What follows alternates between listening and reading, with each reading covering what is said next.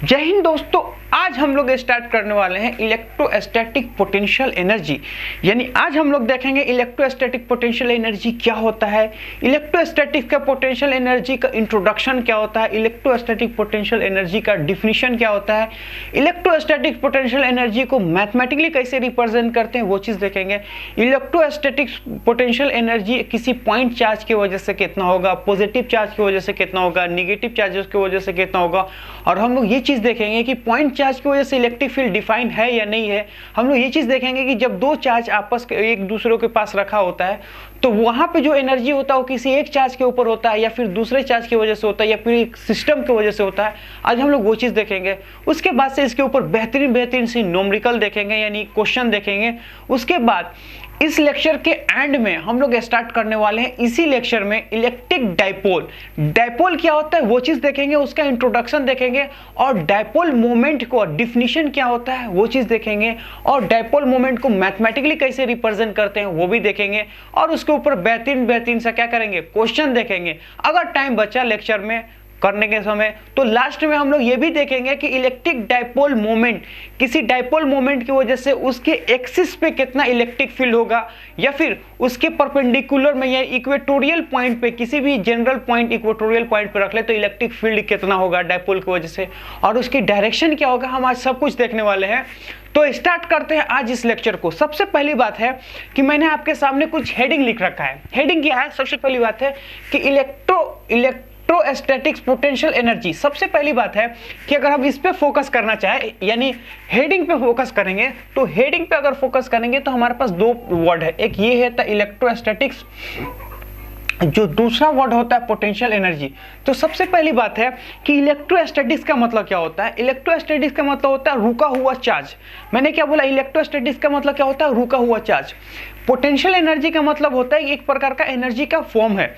अब हम लोग ये चीज देखते हैं कि जो मैकेनिकल एनर्जी जो होता है वो दो प्रकार का होता है। क्या होता है? पोटेंशियल एनर्जी और काइनेटिक एनर्जी। तो मिलके क्या बनता है? Mechanical energy. हमें ये चीज पता है जो काइनेटिक एनर्जी होता है वो कितना होता है? Half mv²। यानी किसी भी पार्टिकल के पास मास m है, उसके पास वेलोसिटी है, यानी उसके पास मोमेंट है, तो उसके ऊपर जो काइनेटिक एनर्जी होता है वो हाफ mv² होता है। लेकिन जो पोटेंशियल एनर्जी होता है, हम ये चीज देखते हैं कि दो फिजिकल क्वांटिटी के बीच में एक डिफरेंस क्रिएट करते हैं, तो वो दो फिजिकल क्वांटिटी के बीच में एक एनर्जी डेवलप होता है, उसी एनर्जी को हम लोग क्या बोलते हैं? Potential energy. तो यहाँ पे ये चीज है। तो इलेक्ट्रोस्टैटिक पोटेंशियल एनर्जी का मतलब होता है, इलेक्ट्रो माने होता है रुके हुए चार्ज, और पोटेंशियल एनर्जी माने कि जब दो चार्जेड एक दूसरे के पास होंगे तो उनके बीच में एक एनर्जी डेवलप हो जाएगा। वो एनर्जी जो होता है उसको बोलते हैं पोटेंशियल एनर्जी। तो ये थोड़ा सा इंट्रोडक्शन हुआ। अब हमें इस चीज को आपको समझाना चाह रहे हैं कि इसका मतलब क्या होता है। देखिए, हमें ये चीज पता है कि अगर मैं बोलूं कि ग्रेविटेशनल पोटेंशियल एनर्जी क्या होता है, तो आप लोगों ने ग्रेविटेशनल पोटेंशियल एनर्जी ये चीज देखा होगा कि सपोज मान लेते हैं कि ये हमारा हाथ है। अब ये हमारा हाथ अगर एक सरफेस है, ये मेरा हाथ क्या है? एक प्रकार का सरफेस है। इस सरफेस के ऊपर अगर सपोज मान लो तो मैं एक मार्कर को रख लेता हूं। क्या रखा हूं? मार्कर को। और मार्कर को मैं क्या करूंगा? h हाइट उठा देता हूं, यानी इस जमीन के रेफरेंस से h हाइट उठाता हूं। तो आप हमें ये चीज बताइए, हम लोग क्या बोलते हैं कि mgh, यानी वहां पे जो क्या जाता है एनर्जी जो डेवलप हुआ है वो कितना हो गया? mgh। तो mgh बेसिकली क्या है? mgh जो है वो ग्रेविटेशनल पोटेंशियल एनर्जी है। जिस तरह वो ग्रेविटेशनल पोटेंशियल एनर्जी था, उसी तरह यहाँ पे हम लोग पढ़ने वाले इलेक्ट्रोस्टैटिक पोटेंशियल एनर्जी। अब इलेक्ट्रोस्टैटिक पोटेंशियल एनर्जी को कैसे डिफाइन किया गया वो चीज देखिए। तो मैं सबसे पहले क्या करूंगा कि एक ये सपोज मान लीजिए ये हमारे पास एक प्रकार का स्पेस है ना, लेकिन इस स्पेस में अभी कोई सा भी चार्ज नहीं है। ये स्पेस है, कोई चार्ज नहीं है। मैं ये चीज बोल रहा हूं कि अगर सपोज मान लेते हैं कि यहाँ पे एक क्यू चार्ज ला के रख दी मैंने। क्या मैंने क्यू चार्ज रखा? मैं आपसे ये चीज पूछूंगा, यहाँ पे एक क्यू चार्ज है, कहां से लेके आए हैं इसको? मैं यहां से सपोज मान लो इन्फिनिटी से उठा के और यहां लेके आए हैं। अब मैं ये चीज बोलूंगा कि सपोज मान लेते हैं कि ये चार्ज तो यही है, अब मैं कोई दूसरा चार्ज यहां लेके आ रहा हूं, लेट से सपोज मान ले dq। अब हमें ये चीज बताइए कि जैसे हम यहाँ पे एक क्यू पहले से था, एक छोटे से dq को लेके आते हैं, तो उस dq को लाने में हमें कुछ वर्क करना पड़ेगा या नहीं करना पड़ेगा? तो उसका आंसर है कि वर्क करना पड़ेगा। देखिए क्यों? जब मैं इस चार्ज को लेके आया था तो हमने को कोई वर्क करना नहीं पड़ा। लेकिन जैसे हम इस चार्ज को लेके आते हैं तो हमें वर्क करना पड़ता है। वो इसलिए वर्क करना पड़ता है कि जब मैंने इस चार्ज को लेके आया तो हमारे पास कोई ऐसा फोर्स नहीं था जिसके अगेंस्ट हम वर्क कर पाए, क्योंकि वर्क हमेशा क्या होता है, किसी ना किसी फोर्स के अगेंस्ट वर्क करते हैं। जैसे अगर मैं बोलूँगी ये हमारा अर्थ है, अब अर्थ से अगर हम किसी एक ऑब्जेक्ट को उठाते हैं तो हमें एक वर्क करना पड़ता है। क्यों? फोर्स ऊपर लगाया, ऊपर का डिस्प्लेसमेंट हो गया, फोर्स इनटू डिस्प्लेसमेंट क्या होगा, वर्क। वही वर्क कहाँ डेवलप हो जाता है, वही वर्क जो होता है वो mgh में डेवलप होता है, यानी जो mgh क्रिएट होता है वो हमारी एनर्जी होता है उसके अंदर, जो कि हम ये चीज बोलते हैं ग्रेविटेशनल पोटेंशियल एनर्जी में स्टोर हो गया है। अगर सपोज मान लेते हैं कि वो ग्रेविटेशनल पोटेंशियल एनर्जी, यानी अगर सपोज मान लेते हैं कि वहां पे क्या जाता है, ग्रेविटेशनल फोर्स होता ही नहीं, तो हमें कोई वर्क नहीं करना पड़ता। अगर हम कोई वर्क नहीं करते हैं तो वहां पे mgh डेवलप होता ही नहीं। इसका मतलब यह है कि वर्क हमेशा किसी न किसी के अगेंस्ट में करते हैं। मैं ये चीज बोलूंगा कि अगर इस चार्ज को मैं इन्फिनिटी से लेके आया हूं तो हमारे पास कोई ऐसा फोर्स नहीं, कोई ऐसा मतलब फोर्स नहीं है जिसके अगेंस्ट मैं इसको लेके आया हूं। इसको लाने में हमें कोई वर्क नहीं करना पड़ा, क्योंकि यहां पे कोई फोर्स ही नहीं है जिसके अगेंस्ट हम वर्क करें। लेकिन जैसे हम दूसरा चार्ज लेके आते हैं तो हम ये चीज देखते हैं, ये है पॉजिटिव, ये है पॉजिटिव। तो इस पॉजिटिव के ऊपर अगर हम लोग देखें तो एक रिपल्सन होगा बाहर की तरफ, एक फोर्स लग जाएगा, फोर्स ऑफ रिपल्सन। अगर मान लेते हैं ये एक चार्ज है, ये है, तो यहाँ पे एक फोर्स लगेगा ना जी। ये जो फोर्स होगा वो क्या होगा, इलेक्ट्रोस्टैटिक फोर्स होगा, जो इसको पीछे की तरफ खींचता है। अब मैं ये चीज बोलूंगा कि ये जो इलेक्ट्रोस्टैटिक फोर्स है उसको इधर खींचता है, लेकिन हम क्या कर रहे हैं, इस फोर्स के अगेंस्ट हम जा रहे हैं, तो हम इसको ढकेल रहे हैं। किसके अगेंस्ट? इस इलेक्ट्रोस्टैटिक्स के फोर्स के अगेंस्ट। तो जो मैं ढकेल के इसका डिस्प्लेसमेंट कर रहा हूं, यानी ढकेला मतलब क्या, फोर्स लगाना, ढकेल के आगे कर रहा हूं, यानी फोर्स लगा के आगे मैं ढकेल रहा हूं। तो मैं जैसे इसको फोर्स लगा के आगे ढकेलता हूं, इसका मतलब यह है कि हमने वर्क किया, किसके, इस चार्ज के अगेंस्ट वर्क किया। मैंने बोला मैंने वर्क किया, इस चार्ज के अगेंस्ट वर्क किया, लेकिन कब, जब यहाँ पे एक फोर्स पहले, यहाँ पे एक चार्ज पहले से मौजूद था, तब हमें वर्क करने का मौका मिला। तो डिफिनीशन ये बोलता है कि जो आपने वर्क किया ना, यहां से यहां लाने में, मैं ये चीज बोल रहा हूं कि यहां से यहां लाने में जो आपने वर्क किया, यानी जो मैंने कौन, एक्सटर्नल एजेंट हम ही है, हमने यहां से यहां तक लाने में जो वर्क किया ना, वही वर्क जो होता है वो इसके और इसके सिस्टम में एनर्जी स्टोर हो जाता है, और उसी चीज को बोलते हैं इलेक्ट्रोस्टैटिक पोटेंशियल एनर्जी। मैं फिर से बोल रहा हूं कि जो मैंने इन्फिनिटी से इस पॉइंट में लाने में वर्क किया, वो वर्क इसके सिस्टम में स्टोर हो गया। उसी इस सिस्टम को हम लोग बोलते हैं, उसी एनर्जी को बोलते हैं electrostatic potential energy. Electrostatic potential energy मतलब होता है कि एक्सटर्नल एजेंट जितना वर्क करता है इस सिस्टम को बनाने में, वही वर्क उस सिस्टम का एनर्जी बन जाता है। क्योंकि देखिए यहां पे ये स्पेस खाली था, यहां पे कोई मतलब चार्ज नहीं था, मैंने एक चार्ज को लेके आया, हमें कोई वर्क नहीं करना पड़ा। लेकिन मैं जैसे दूसरा चार्ज को लेके आते तो हमें वर्क करना पड़ा। लेकिन हम जब यहां पे लेके आते हैं तो मैंने ये चीज देखा कि एक सिस्टम क्रिएट हो गया है। क्या क्रिएट हो गया है? एक सिस्टम क्रिएट हो गया है। ये जो सिस्टम क्रिएट हुआ है, इस सिस्टम को बनाने में एक्सटर्नल एजेंट ने वर्क किया, क्योंकि वो यहां से यहां लेके आता है, तो एक्सटर्नल एजेंट ने वर्क किया। तो जो उसने वर्क किया ना, वही एनर्जी इस सिस्टम का एनर्जी हो जाता है, और उसी चीज को बोलते हैं इलेक्ट्रोस्टैटिक पोटेंशियल एनर्जी। तो यहां से हम लोग चेक बोले तो हम लोग इस चीज को डिफाइन ये कर सकते हैं, क्या कर सकते हैं कि ये सपोज मान लिया यहाँ पे जनरल पॉइंट पी है, हम लोग ये चीज डिफाइन करेंगे कि वर्क जो होता है, सबसे पहली बात है कि पोटेंशियल एनर्जी को यू से डिनोट करते हैं। किसको डिनोट करते हैं? पोटेंशियल एनर्जी को, potential.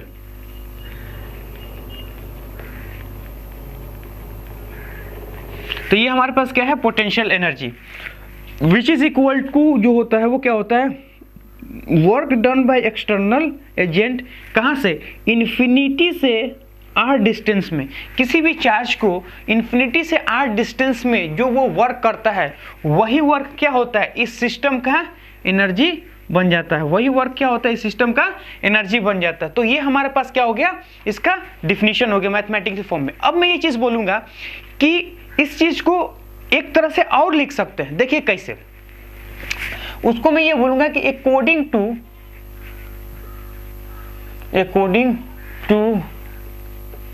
the definition, according to the potential according to the potential, potential के हिसाब से।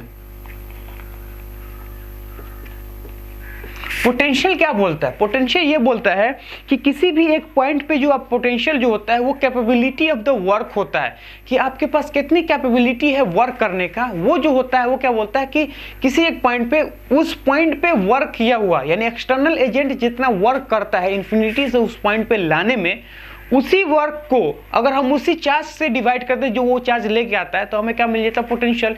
इसका मतलब ये है कि पोटेंशियल इज इक्वल टू जो होता है वर्क डन एक्सटर्नल एजेंट, कहाँ से? इन्फिनिटी से आर डिस्टेंस पे, वो क्या होता है? क्यूटी, यानी जो तो हमारा क्या होता है? Test charge. तो यहाँ से ये चीज़ देखिए, ये वाला जो हमारा क्या है? Work done by external agent infinity से आर। तो मैं ये चीज़ बोलूँगा कि वर्क डन जो होता है हमारा एक्सटर्नल एजेंट जो होता है वो इन्फिनिटी से आर होता है, वो क्या होता है? V divided by QT. QT मैंने क्या हो गया? Test charge. इसका मतलब ये है कि पोटेंशियल एनर्जी जो होता है वो क्या? V into QT. तो यहाँ से हमारे पास एक फार्मूला आ गया कि पोटेंशियल एनर्जी जो होता है वो कितना होता है? Potential multiply by test charge, या फिर जिस चार्ज को आप लेके आ रहे हो उसके बीच उसका क्या होता है? वो एनर्जी होता है। ये जो एनर्जी होता है वो क्या होता है? सिस्टम का एनर्जी होता है, वो किसी एक पार्टिकल का एनर्जी नहीं होता या फिर इसका एनर्जी नहीं होता है। This energy is the system of energy. मैं ये चीज़ बोलूँगा कि this energy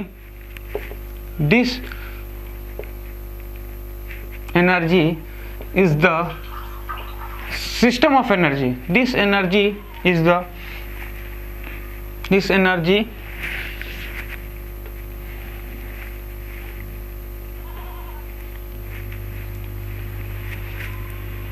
system of energy। ये क्या होता है? सिस्टम का एनर्जी होता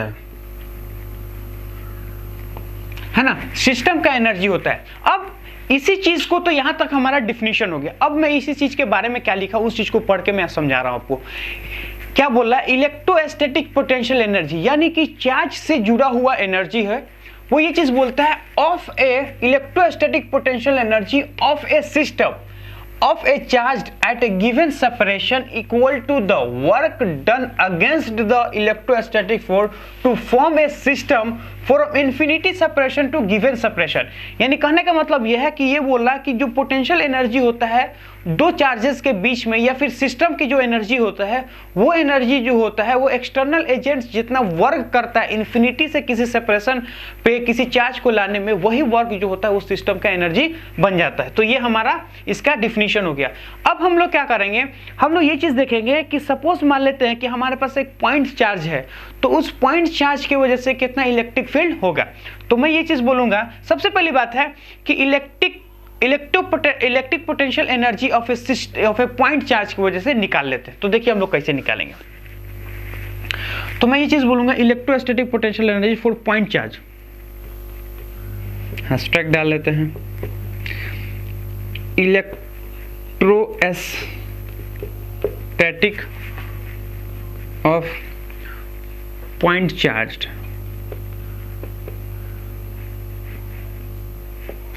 इलेक्ट्रोस्टैटिक्स ऑफ पॉइंट चार्ज की वजह से इलेक्ट्रोस्टैटिक्स कितना होता है वो चीज़ देख लेंगे।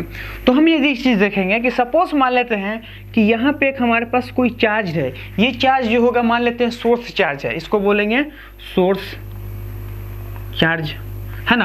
अब यहाँ पे लेट से सपोज मान ले इन्फिनिटी है, इस इन्फिनिटी से एक हम चार्ज यहाँ सपोज मान ले क्या है, इन्फिनिटी है, लेट से ये इन्फिनिटी है, इसमें हम लोग क्या करेंगे कि यहाँ से हम लोग क्या करेंगे एक पॉइंट P पे एक Q चार्ज लेके आते हैं। मैंने क्या किया, इन्फिनिटी से एक पॉइंट P पे मैंने क्या किया एक चार्ज को लेके आया। अब मैं ये चीज़ पता है कि हमें क्या करना है, इस एनर्जी सिस्टम का एनर्जी हमें फाइंड आउट करना है। सिस्टम का एनर्जी बोलो या पोटेंशियल एनर्जी बोलो, हमें फाइंड आउट करना है। हमें ये चीज़ पता है कि जो एनर्जी होता है वो क्या होगा, पोटेंशियल मल्टीप्लाई बाय चार्ज, जो चार्ज आप लेके आए हो। तो मैं यहाँ से ये बोलूँगा कि सबसे पहली बात है कि यहाँ का पोटेंशियल क्या होता है। तो अगर मैं ये चीज़ बोलूँ कि मैं इसको मान लेता हूँ R, तो इसको मान लिया मैंने, ये हो गया हमारा R। तो यहाँ का जो पोटेंशियल होगा, लेट से सपोज मान लेते हैं हमारा क्या है V, तो V का जो फॉर्मूला होता है हमारे पास V इज इक्वल टू, यानी पोटेंशियल इज इक्वल टू वो होगा K Q divided by R, यही पोटेंशियल होता है। यानी कि किसी सोर्स चार्ज की वजह से, किसी एक R डिस्टेंस पे जो पोटेंशियल होता है वो कितना हो गया, Q डिवाइडेड बाई R। अब ये है पोटेंशियल, लेकिन हमें पोटेंशियल एनर्जी चाहिए, तो पोटेंशियल एनर्जी को U से रिप्रेजेंट करते हैं, वो कितना होता है, V इंटू QT। Q माने क्या होगा, टेस्ट चार्ज। अब हमारे पास U कितना है, KQS divided by R multiply by Q। तो यहां से ये चीज देखेंगे कि जो पोटेंशियल एनर्जी किसी भी पॉइंट चार्ज की वजह से होता है वो होता है KQS डिवाइड KQ, जैसे KQS Q divided by R। यहाँ पे Q क्या है, सोर्स चार्ज, और यहाँ पे Q क्या है, QS क्या है, सोर्स चार्ज, Q क्या है, इन्फिनिटी से उस पॉइंट पे जिस चार्ज को लेके आ रहे हैं वो होता है। तो ये हमारे पास क्या हो गया, सिस्टम का एनर्जी हो गया, यानी सिस्टम का चार्ज हो गया। अब हम लोग क्या करेंगे, इसमें डिफरेंट केस देखेंगे कि अगर एक पॉइंट चार्ज है तो कितना होगा, 2 पॉइंट चार्ज है तो कितना होगा, 3 कितना होगा, उस चीज को देखते हैं। लेकिन एक चीज हम यहाँ से बताएंगे, ये जो एनर्जी जो होता है ना वो एक सिस्टम का होता है। लेट्स से सपोज ये जो सिस्टम है ना, ये सिस्टम की एनर्जी होती है, यानी ये जो एनर्जी है वो किसका है, सिस्टम का एनर्जी है, ना कि इसका चार्ज है ना इसका चार्ज है। जो यहां से यहां तक वर्क कर रहा ना, वही वर्क जो होता है वो सिस्टम का एनर्जी बन जाता है। अब आपके सामने मैं क्या करूंगा, डिफरेंट केस लेते हैं।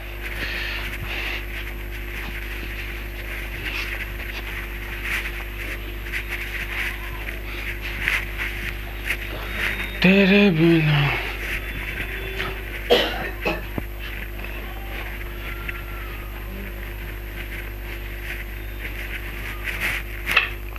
अब मैं क्या करूंगा, आपके सामने केस लेता हूं। केस 1 अगर मैं ले लूं, केस 1 इसमें भी बोलूंगा potential energy due to point charge, potential energy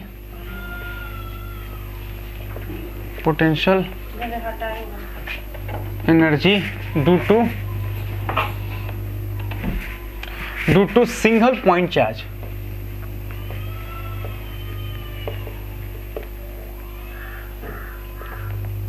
potential energy जो होगा वो सिंगल पॉइंट चार्ज की वजह से कितना होगा। तो सिंपल सी बात है, अगर पोटेंशियल एनर्जी चाहिए तो हमें क्या करना है कि पोटेंशियल मल्टीप्लाई बाई चार्ज कर देंगे तो पोटेंशियल एनर्जी आ जाएगा। अब देखिए होगा क्या, सपोज मान लेते हैं कि यहां पे एक चार्ज है जो कि सोर्स चार्ज है, सोर्स चार्ज है। अब मैं ये बोलूंगा कि इन्फिनिटी है यहां पे। अब मैं ये चीज बोलूंगा कि सिंगल चार्ज का मतलब क्या होता है, सिर्फ सोर्स चार्ज है। अब सोर्स चार्ज की वजह से एनर्जी कितना होता है, तो सिंपल सा मतलब क्या होता है उस चीज देखिए। हम ये चीज बोलेंगे कि जो डिफिनीशन होता है, डिफिनीशन क्या बोलता है, डिफिनीशन ये बोलता है कि जो एनर्जी एक्सटर्नल एजेंट खर्च करता है सिस्टम को बनाने में, वही एनर्जी किसका होता है, सिस्टम का।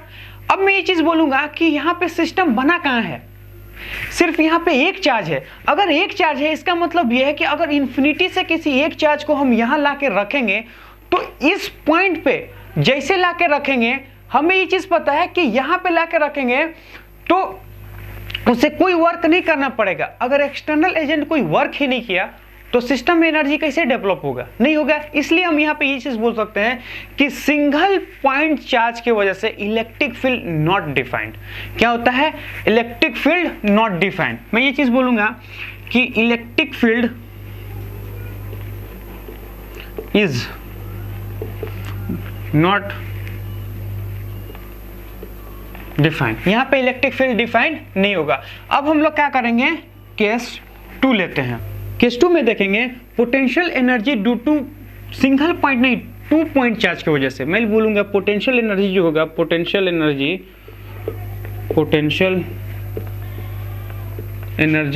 Due to 2 point charge, 2 point charge की वजह से कितना होगा, तो वो चीज देखते हैं। सबसे पहली बात है कि एक चार्ज यहाँ पे लेट से सपोज मान ले मैंने रख दिया, एक चार्ज यहाँ पे है, कोई दूसरा चार्ज जो कि इन्फिनिटी पे है, यहाँ पे इन्फिनिटी है। मैं ये चीज बोलूंगा कि जब यहाँ से यहाँ तक कोई जनरल पॉइंट पी पे अगर हम लेके आएंगे किसको, उस चार्ज को, तो यहाँ से लेके आते हैं यहाँ पे वो चार्ज मान लेते हैं ये कितना है, Q सोर्स है और ये Q है। अब मैं ये चीज बोलूंगा कि यहाँ से यहाँ तक जो लाया है वो एनर्जी, वही एनर्जी क्या होता है, इस सिस्टम का एनर्जी होता है, यही वही पोटेंशियल क्या जाता है, इलेक्ट्रोस्टैटिक पोटेंशियल एनर्जी होता है। तो वहाँ पे ये चीज़ देखेंगे, जो एनर्जी होता है उस चीज़ को हम लोग कैसे लिखेंगे, तो हमें पता है कि एनर्जी जो होता है वो कितना हो, पोटेंशियल इनटू चार्ज, यानी जिस पॉइंट पे आप ला के उस चार्ज को रख रहे हो उस पॉइंट का पोटेंशियल और उसका चार्ज, जो चार्ज लेके आए। यहाँ पे अगर हम लोग बात करें तो यहाँ पे जो पोटेंशियल होगा वो किसका होगा, तो यहाँ पे ये चीज़ बोलूँगा, यहाँ का जो पोटेंशियल होता है वो कितना होता है कि यहाँ पे जो होता है वो किसी भी r डिस्टेंस पे जो पोटेंशियल होता है वो कितना होता है, के क्यू, यानी q source divided by r. अब मैं बोलूँगा ये तो पोटेंशियल है, मल्टीप्लाई बाई किससे करना है, उसके चार्ज से, तो यहाँ पे होगा के q source q divided by r. यहाँ पे ये चीज़ देखेंगे, ये जो एनर्जी होता है वो क्या होता है, एक सिस्टम का एनर्जी होता है। तो जब भी आपके सामने 2 पॉइंट चार्ज हो तो हमेशा जो एनर्जी होता है वो क्या होता है, इन दोनों के पेयर का एनर्जी होता है। मैं क्या बोल रहा हूँ कि जो एनर्जी होता है पोटेंशियल एनर्जी क्या होता है, इन दोनों के पेयर का होता है। तो ये हो गया। अब हम लोग क्या करेंगे, सपोज मान लेते हैं कि 3 चार्ज को कंसीडर कर लेते हैं, कितना चार्ज को, 3 चार्ज को कंसीडर करते हैं, और फिर देखते हैं कि अगर हमारे पास 3 चार्जेस है तो उसकी वजह से कितना पोटेंशियल एनर्जी होगा, वो चीज़ हम लोग देखेंगे। तो देखिए उसको हम लोग देखते हैं। तो सबसे पहली बात है कि 3 क्या करें कि हम लोग केस 3 ले लेते हैं, केस 3। इसमें क्या होगा, potential energy due to 3 charges, potential energy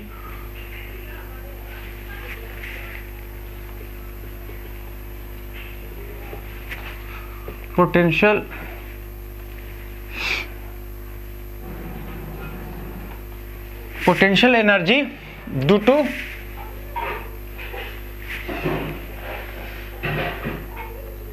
three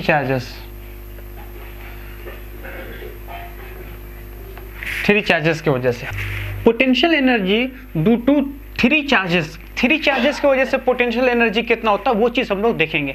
तो सबसे पहली बात है कि अगर 3 चार्ज दिया है तो हमें 3 चार्ज को कंसीडर करना पड़ेगा, है ना। तो मैं क्या करता हूँ, सपोज मान लेते हैं यहाँ पे एक चार्ज है और यहाँ पे एक चार्ज है, यहाँ पे एक चार्ज है और यहाँ पे एक चार्ज है।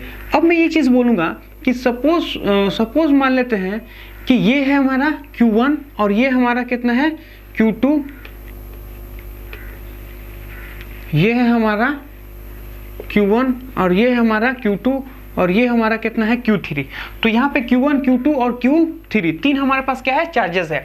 मैं ये चीज़ बोलूँगा कि सपोज मान लेते हैं इन दोनों के बीच का जो सेपरेशन है वो क्या है, L क्या है, तीनों चार्जेस के बीच का सेपरेशन है। अब मैं ये चीज़ बोल रहा हूँ कि यहाँ पे हमें क्या करना है, एनर्जी लिखना है किसका, सिस्टम का। हमें ये चीज़ पता है कि जो एनर्जी वो एक्सटर्नल वर्क करता है इस सिस्टम को बनाने के लिए, वही एनर्जी किसका होता है, इस सिस्टम का हो जाता है। तो मैं ये चीज़ देख लूँगा कि जितना एक्सटर्नल एनर्जी वर्क करता है अगर मैं उसको कैलकुलेट कर दूँ तो वही क्या होगा, इस सिस्टम का पोटेंशियल एनर्जी हो जाएगा। मैं ये चीज़ बोलूँगा कि सपोज मान लेते हैं कि जब मैंने Q1 चार्ज लेके आया था, यहाँ पे सपोज मान ले क्या है, इन्फिनिटी है, इन्फिनिटी से जब मैं Q1 चार्ज को लेके आया था तो हमें कितना वर्क करना पड़ा था। तो हमारा ये मतलब है कि जब वो फर्स्ट चार्ज लेके आया था वहाँ पे कोई दूसरा चार्ज नहीं था जो उस चार्ज का अपोज कर सके। इसका मतलब यह है कि जब फर्स्ट चार्ज को हम यहाँ ला के रखेंगे तो हमारे पास कोई वर्क करने की ज़रूरत नहीं है, क्योंकि कोई हमारे पास फोर्स ही नहीं है जिसके अगेंस्ट हम वर्क करें। तो मैं ये चीज़ बोलूँगा कि वर्क जो होगा वो कितना होगा, 0 due to Q1 charge place, Q1 charge place. अब मैं बोलूँगा U2 जो होगा वो क्या होगा, वो होगा, अब देखो सपोज मान ली जब हम ये दूसरा चार्ज यहाँ से इन्फिनिटी पे लेके आएंगे तो हमें ये चीज़ पता है कि यहाँ पे ऑलरेडी एक चार्ज पहले से एग्जिस्ट करता है। हमें इस Q1 चार्ज के अगेंस्ट इस Q2 चार्ज को लेके आना है। अब हम जैसे इस Q1 के अगेंस्ट Q2 चार्ज लेके आते हैं तो हमें क्या करना पड़ेगा, इस Q1 चार्ज के अगेंस्ट वर्क करना पड़ेगा। तो हम जब इस Q1 चार्ज के अगेंस्ट वर्क करेंगे तो हमें ये चीज़ पता है कि 2 पॉइंट चार्ज के बीच में जो पोटेंशियल एनर्जी होता है वो कितना होता है, वो होता है K Q1 Q2 divided by R। तो मैं यहाँ से बोलूँगा K हो जाएगा अब Q1 Q2 divided by R। ये किसका होगा, due to Q2 charge place. Q2 charge क्या मैंने किया है, प्लेस किया है, यहाँ पे लाके रखा है। ये चीज़ हो गया हमारा। अब मैं क्या बोलूँगा कि सपोज मान लें Q2 चार्ज, अब मैं बोलूँगा Q3 चार्ज। जब हम Q3 चार्ज को लेके आएंगे तो क्या होगा, तो जब भी आप Q3 चार्ज को लेके आओगे तो एक चीज़ आपको पता है कि पहले से Q1 चार्ज है और पहले से कितना है Q2 चार्ज है, तो Q1 चार्ज भी यही है, Q2 चार्ज भी यही है। अब मैं ये चीज़ बोलूँगा Q3 चार्ज को मैंने ला के प्लेस किया है। अब जैसे मैं Q3 चार्ज को लेके आके प्लेस करूंगा तो यहाँ पे ऑलरेडी पहले से दो चार्जेस है। अब ये दो जो चार्जेस होंगे ना, इस चार्ज को क्या करेंगे, रिपल करेंगे। तो जब भी इस चार्ज को रिपल करेंगे यानी इसका भी कुछ ना कुछ वर्क इसके अगेंस्ट करना पड़ेगा और इसके अगेंस्ट भी क्या करना पड़ेगा, हमें वर्क करना पड़ेगा। तो इन दोनों के अगेंस्ट हमें वर्क करना पड़ेगा। तो जो हम इन दोनों चार्ज की वजह से अगेंस्ट वर्क करेंगे वही तो इस सिस्टम का एनर्जी होगा। तो मैं ये चीज बोलूंगा कि फर्स्ट चार्ज की वजह से हमें क्या करना पड़ेगा, K Q1 Q3 इसके बीच का डिवाइडेड बाई ये हमारे पास क्या हो जाएगा L। हाँ, यहाँ पे R की जगह पे कितना है, सॉरी L, और फिर क्या होगा प्लस में वो कितना होगा K Q2 divided by Q3 by L। ये हमारे पास हो गया, ये किसका हो गया, ड्यू टू Q3 चार्ज क्या किया मैंने, प्लेस किया है। Q3 चार्ज को क्या किया है, प्लेस किया है। तो ये हमारे पास हो गया। अब यहाँ पे ये चीज है कि आखिर इसका क्या मतलब है। तो देखिए इसका सिंपल सा मतलब ये होता है कि जब भी आपके पास चार्ज देना चार्ज, तो जो सिस्टम का चार्ज होता है वो पेयर में होता है। ये सपोज में ये हमारे पास हो गया एक पेयर, ये क्या हो गया दो पेयर, और ये हमारे पास कितना हो गया पेयर, यानी 3 पेयर। जितने आपका पेयर बनेगा पॉइंट चार्ज का उतने क्या होगा उसमें टर्म आएगा। अब यहाँ पे देखिए एक पेयर, 2 पेयर और 3 पेयर, यानी 3 पेयर है। 3 पेयर का मतलब है कि पूरे सिस्टम का जो एनर्जी होगा यानी टोटल एनर्जी होगा इस सिस्टम के टोटल पेयर के बराबर होता है। अब देखिए कैसे 1 2 3, देखिए 1 2 3 पेयर और 3 क्या है, एनर्जी का टर्म है। इसका मतलब ये है कि जितना पेयर बनेगा उतना ही क्या होगा, एनर्जी का टर्म होगा और टोटल पेयर के बराबर इलेक्ट्रोस्टैटिक पोटेंशियल एनर्जी होता है। तो मैं क्या बोलूंगा, अब मैं यहाँ इसको मिटा के टोटल लिखता हूं, यानी total energy of the system.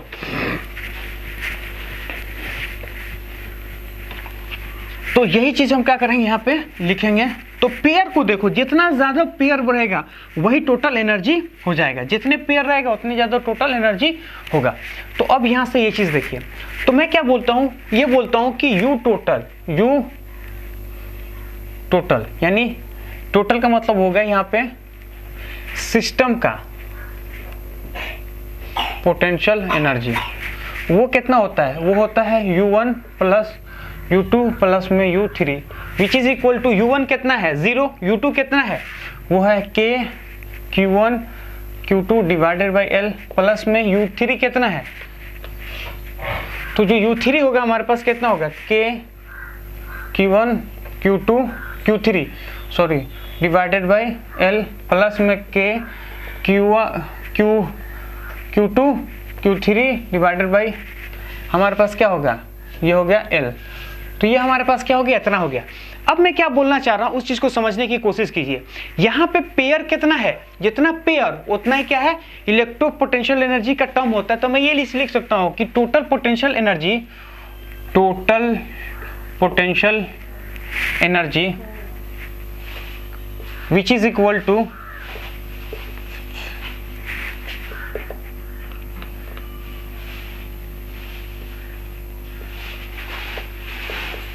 Which is equal to the किसके बराबर होगा, टोटल पेयर के बराबर होगा, which is equal to total pair of charges, total pair of charges के बराबर होगा, है ना। अब इस चीज को कैसे समझा जाए, तो हमें क्या करूँगा, इस चीज को समझने के लिए एक क्वेश्चन को लेते हैं, फिर उस क्वेश्चन को समझते हैं। अब वो क्वेश्चन क्या, उस चीज को समझने की कोशिश कीजिए। देखिए क्वेश्चन हम आपके सामने एक क्वेश्चन लेते हैं। क्वेश्चन ये है कि find the net work done bye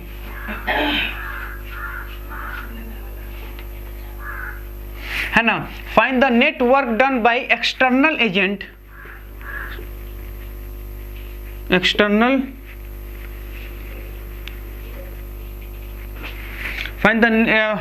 find the work done by external agent, किस चीज के लिए, टू एक्सचेंज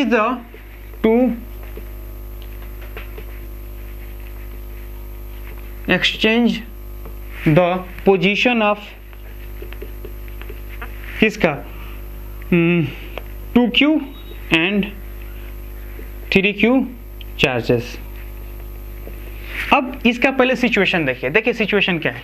सपोज मान लेते हैं कि हमारे पास एक स्क्वायर प्लेट कोई सा भी है ना, ये हो गया। यहाँ पे सपोज मान ले q रखते हैं, यहाँ पे q है और यहाँ पे कितना है 2q है और यहाँ पे क्या है 3q है और यहाँ पे कितना है 4q है, 4 है। ये भी हमारा L है, ये हमारा L है, ये भी हमारा L है, ये भी L है, ये भी L है। इसका मतलब ये है यहाँ से ये देखिए ये L ये L ये L यानी सब क्या है L L है। तो ये Q ये 2Q ये 4Q ये कितना हो गया 3Q। तो हमारे पास इतना है। अब हमें क्या करना है कि 2Q और 3Q को एक्सचेंज करना है, यानी इसको यहाँ और इसको यहाँ कर देना है। तो जो वर्क करने में खर्च होगा, यानी सपोज मान लो हम एक प्रकार का एक्सटर्नल एजेंट हैं, तो हमें क्या करना है इस चार्ज को उठा के यहाँ रखना है और इसको यहाँ रखना है। तो जो एक्सचेंज करने में वर्क करना पड़ता है वही वर्क क्या होता है इस सिस्टम का एनर्जी हो जाता है। तो मैं ये चीज़ बोलूँगा कि हमें अगर इनका क्या जाता है इनिशियल एनर्जी निकाल लें और फाइनल एनर्जी निकाल लें, क्योंकि एनर्जी का चेंज जो होगा वो कौन कर सकता है एक्सटर्नल एजेंट। जितना एक्सटर्नल एनर्जी माने जितना उसको वर्क करना पड़ेगा उतना ही तो चेंज इसके अंदर आता है। सपोज मान लेते हैं Q1 था तो इसके पास कोई एनर्जी नहीं था, जैसे Q1 Q2 को लेके आए हैं, जो Q1 यहाँ पे था कोई चार्ज नहीं था, जैसे Q2 लेके आए हैं तो हमें क्या करना पड़ेगा एक प्रकार का एक्सटर्नल वर्क करना पड़ा, तो इसके एनर्जी में चेंज हो गया, जीरो से क्या हो गया समथिंग हो गया, है कि नहीं। तो उसी तरह यहाँ पे है, तो हमें क्या करना पड़ेगा अगर इसका एक्सटर्नल वर्क निकालना पड़ेगा तो हमें ये चीज करेंगे कि इसके चेंजेस निकाल लेंगे कि एनर्जी में कितना चेंज हुआ है। वही चीज हम क्या करेंगे बता देंगे कि वही चीज क्या है इसका एक्सटर्नल एजेंट ने वर्क किया है। तो लिखते क्या है कि work done by external agent which is equal to change in potential energy. Work done by external agent which is equal to क्या होगा चेंज इन पोटेंशियल एनर्जी। अब मैं ये चीज बोलूंगा कि जो पोटेंशियल एनर्जी में चेंज क्या होगा U final minus U initial, यही तो चेंज होता है। फाइनल में से इनिशियल को घटा दो, जो चेंज आएगा वही चेंज कौन कर सकता है एक्सटर्नल एजेंट, क्योंकि अपने से तो ये चेंज करेंगे नहीं। तो सबसे पहली बात है कि फाइनल को निकाल लो और इनिशियल को निकाल लो, तो उसको क्या करना है चेंज निकाल लेना है। तो हम क्या करेंगे सबसे पहले इनिशियल को निकालते हैं, फिर फाइनल को निकालेंगे और दोनों को क्या करेंगे डिफरेंशिएट कर लेते, दोनों को माइनस कर देंगे। अब यहाँ पे देखो सबसे पहली बात है U1 को निकालेंगे। तो U1 को निकालेंगे तो हमें क्या पता है कि इसका जो टोटल एनर्जी कितना होगा पेयर का एनर्जी होगा। अरे कितना होगा पेयर का एनर्जी होगा, जितने ज्यादा पेयर बनेगा उतने ही ज्यादा क्या होता है पोटेंशियल एनर्जी होता है। तो मैं ये चीज बोलूंगा पेयर बनाओ। सबसे पहली बात है कि ये हमारे पास क्या होगा फर्स्ट पेयर, ये सेकेंड पेयर, कितना थर्ड पेयर, ये हमारा कितना होगा फोर्थ पेयर, और ये हमारे पास कितना होगा सिक्स्थ पेयर, और ये हमारे पास कितना होगा सेवेंथ पेयर। तो कितना हो गया हमारे पास first pair, second pair, third pair, fourth pair, six pair और सेवन पेयर। तो नहीं कितना सिक्स पेयर हो गया, यानी चार ठो तो ऐसे एक दो तीन चार तो ऐसे ऐसे पेयर हो गया, और दो क्या होगा डायगोनल वाला हो गया। तो हमें क्या करना सबके लिए अलग अलग निकालना है। तो पहले क्या करेंगे इस चार्ज की फर्स्ट पेयर अगर हम लोग निकलना चाहें तो हमारे पास क्या होगा के क्यू 2Q डिवाइडेड बाय इन दोनों के इनके बीच का डिफरेंस। तो फर्स्ट पेयर हो गया। सेकेंड पेयर निकालेंगे तो प्लस में करेंगे के सेकेंड पेयर के 2Q, और ये कितना हो गया 3Q डिवाइडेड बाय इन दोनों के बीच का डिस्टेंस। फिर अगला पेयर का होगा ये वाला पेयर, तो वो कितना होगा 4Q के 4Q और 3Q डिवाइडेड बाय डिस्टेंस। फिर उसके बाद से ये वाला पेयर होगा, वो कितना होगा Q 4Q डिवाइडेड बाय इनके बीच का डिस्टेंस। उसके बाद से कितना होगा ये हमारा 1 2 3 4, ये 4 पेयर हो गया। अब लेकिन हमें 6 पेयर चाहिए। 6 पेयर का मतलब ये हो गया ये वाला भी तो पेयर चाहिए हमें। तो ये वाला जो पेयर होगा हमें ये चीज पता है कि ये होगा K 4Q 2q divided by, अब इन दोनों के बीच का डिस्टेंस चाहिए। तो जाहिर सी बात है कि पाइथागोरस लगाएंगे, ये है l, ये है l, तो ये उसका ये हाइपोटेनियस होगा, तो वो कितना होता है, वो होता है l√2, वो कितना होगा l√2, तो होगा √2 इंटू l, ये हमारा ये वाला चीज़, ये डायगोनल हो गया। मैंने कहने का मतलब ये है कि यहाँ से अगर ये चीज़ बोलोगे, ये हमारा l है, ये है l, तो ये हमारा कितना होगा l² प्लस में l², तो वो हमारे पास कितना होगा l√2, वो कितना होगा l√2, तो ये जो होगा हमारा कितना होगा l√2, तो वही चीज़ मैंने यहाँ लिख रखा है। तो लेकिन यहाँ पे क्या है, ये हो गया फर्स्ट। अब मैं ये वाला पेयर हो गया, अब इसका पेयर लगाएंगे, तो इसका पेयर लगाएंगे तो वो कितना होगा KQ, और ये वाला जो पेयर होगा वो कितना होगा 3Q divided by √2 into L, √2 into L, ये हमारा क्या होगा इनिशियल। अब हम लोग क्या करेंगे, फाइनल निकालते हैं। तो अब हम जो फाइनल निकालेंगे, तो फाइनल क्या करेंगे, पहले इसको एक्सचेंज कर लेंगे, तो कर लेते हैं, पहले एक्सचेंज करेंगे। तो सबसे पहली बात क्या है कि फॉर फाइनल के लिए, फॉर फाइनल, तो फाइनल के लिए क्या करेंगे, पहले इसको एक्सचेंज कर लेते हैं। तो जैसे इसको एक्सचेंज करेंगे तो वो चीज़ देखिए, एक्सचेंज हम लोग कैसे करते हैं, तो ये 2 को रिप्लेस कर देना 3 से, यानी 3 को यहाँ, 2 को यहाँ, तो ये वाला जो Q है वो तो यही रहेगा, 4Q भी यही रहेगा, सिर्फ क्या हो जाएगा, यहाँ चला जाएगा 3Q और यहाँ आ जाएगा 2Q, तो ये एक दूसरे का क्या हो गया, इंटरचेंज हो गया। अब हमें ये चीज़ पता है कि हमें फाइनल निकालना है, तो बेसिकली पोटेंशियल एनर्जी जो होता है वो क्या होता है, इसके पेयर का होता है। जितना ज़्यादा पेयर रहेगा उतने ज़्यादा पोटेंशियल एनर्जी, यानी अगर आपको पोटेंशियल एनर्जी निकालना है तो इसका पेयर निकाल दीजिए, वही इसका क्या होगा, टोटल पोटेंशियल एनर्जी हो जाएगा। तो अब पेयर देखते हैं। तो सबसे पहली बात है, हमें ये चीज़ पता है कि ये 4 हैं, तो 4 पेयर बनेगा ही बनेगा, इसमें कोई दिक्कत, ये भी बना और ये भी बना और ये भी बना, तो 4 तो ऐसे बन गए। उसके बाद से क्या होगा, ये वाला फिक्स, उसके बाद से ये 6, उसके बाद से आप कोई पेयर ही नहीं बना पाओगे, यानी मैक्सिमम पेयर कितना बन सकता है 6, उससे ज़्यादा नहीं बनेगा। तो मैं U फाइनल अगर लिखना चाहें तो क्या होगा, तो U फाइनल अगर हम लिखना चाहें तो पहला पेयर कितना होगा, तो पहला पेयर ये है, तो वो होगा Q 3Q divided by L plus में फर्स्ट पेयर हो गया। अब सेकेंड पेयर वो कितना होगा K 3Q 2Q है ना डिवाइडेड बाई L, फिर उसके बाद से प्लस वाला ये वाला पेयर, तो वो कितना होगा K 4Q 2Q divided by L, फिर प्लस में यहाँ पे देखो तो ये वाला कितना होगा K Q और ये कितना होगा 4Q डिवाइडेड बाई L, फिर कितना हो गया 1 2 3 4 हो गया, ये तो 4 हो गया। अब हमें क्या करना है, इसका डायगोनल वाला निकालना है, तो डायगोनल वाला इसको इसके निकालेंगे तो कितना होगा K 4Q 3Q, इन दोनों के बीच का डिस्टेंस कितना है, तो इन दोनों के बीच का डिस्टेंस जो होता है वो L√2 होता है प्लस में। उसके बाद से क्या है, ये वाला डायगोनल हो गया, अब ये वाला डायगोनल निकालना है, तो वो कितना होगा K Q 2Q divided by इसका डायगोनल कितना होगा L√2। तो यहाँ से देखिए ये हमारे पास इनिशियल है, ये हमारे पास फाइनल है, तो एक्सटर्नल एजेंट जितना वर्क करेगा तो क्या करेंगे, इनिशियल में से फाइनल में से इनिशियल को घटा लेंगे, जो आएगा वही क्या है, work done by external agent है, work done by external agent है। अब हम लोग क्या करेंगे, अब यहाँ पे देखिए पोटेंशियल एनर्जी समाप्त हो गया है। अब हम लोग पढ़ने वाले हैं इलेक्ट्रिक डायपोल। अब इलेक्ट्रिक डायपोल क्या होता है उसका इंट्रोडक्शन देखिए। इलेक्ट्रिक डायपोल आखिर कहते किसे हैं, या इलेक्ट्रिक डायपोल आखिर होता क्या है, उस चीज को समझने की कोशिश कीजिए। तो डायपोल जो होता है ना, डाई मतलब हो गया 2, है ना, पोल मतलब कोई ऐसा पॉइंट चार्ज, पॉइंट जैसा, तो डायपोल मतलब कि 2 पॉइंट। अब सबसे पहली बात है कि इलेक्ट्रिक डायपोल को अगर हम लोग समझना चाहें तो उसको आखिर इसका डिफाइन करने का, इसको लाने का मतलब क्या है। देखिए जो भी चीज़ हम लोग अभी करने वाले हैं उसमें एक चीज़ आपको देख के बहुत क्लियर हो जाएगा कि ये हमने कुछ नहीं किया है, जो पहले हमने इलेक्ट्रोस्टैटिक्स पढ़ा रखा है, जिसमें हम लोग ये चीज़ बोलते हैं कि 2 चार्जेस के बीच में फोर्स कितना लगता है, 2 चार्जेस की वजह से किसी एक पॉइंट पे इलेक्ट्रिक फील्ड कितना होता है, 2 चार्ज की वजह से इलेक्ट्रिक पोटेंशियल कितना होता है, वही सारे सब हम लोग यूज़ करेंगे। लेकिन ये एक प्रकार का स्पेशल केस है। अब ये जो स्पेशल केस है, इसके कारण हम लोग क्या कर रहे हैं, एक प्रकार से नए चीज़ों को डेवलप किए हैं। वो जो नया चीज़ डेवलप होता है उसको बोलते हैं हम लोग क्या, इलेक्ट्रिक डायपोल। अब इलेक्ट्रिक डायपोल का जो सिंपल सा मतलब ये होता है कि जब हम लोग माइक्रो लेवल पे जाएंगे यानी एटॉमिक्स लेवल पे जाएंगे या माइक्रो लेवल पे जाएंगे, वहां पे ये चीज देखते हैं कि दो चार्जेस या दो आइटम बहुत पास पास रखे होते हैं।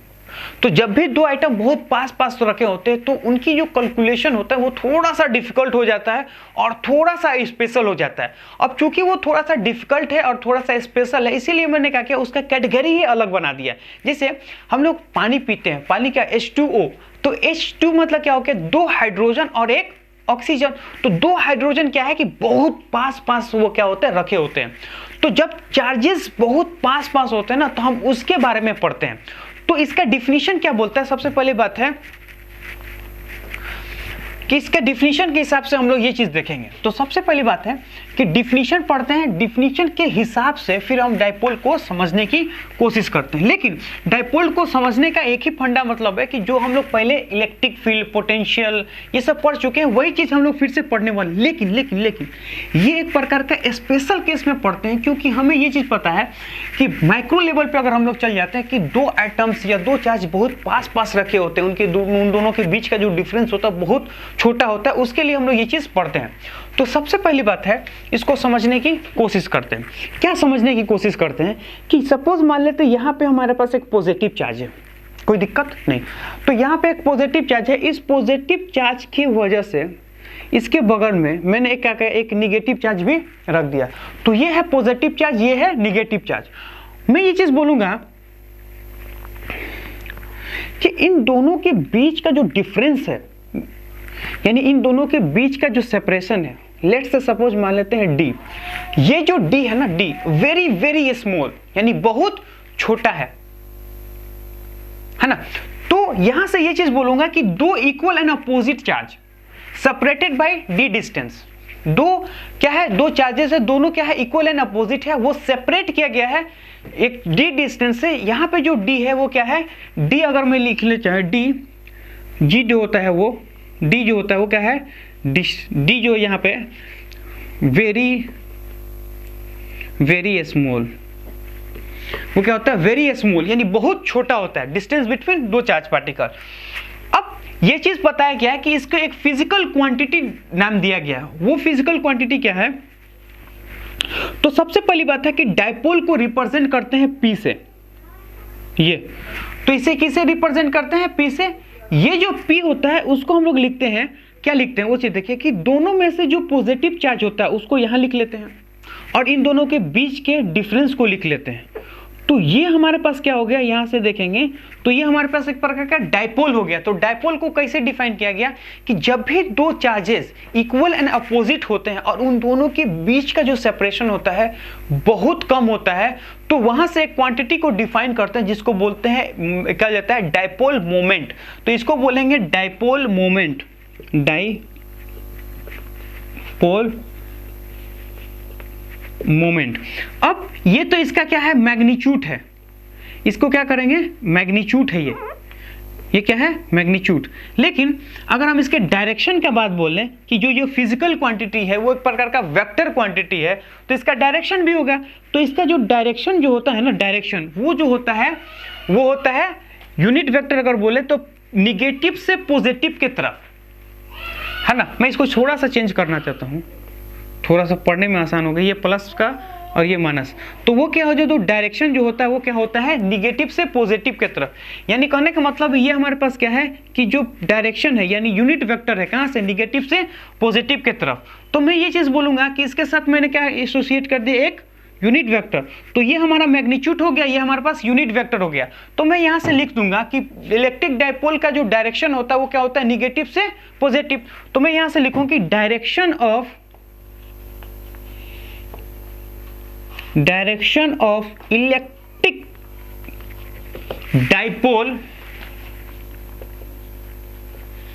Is negative to positive, negative to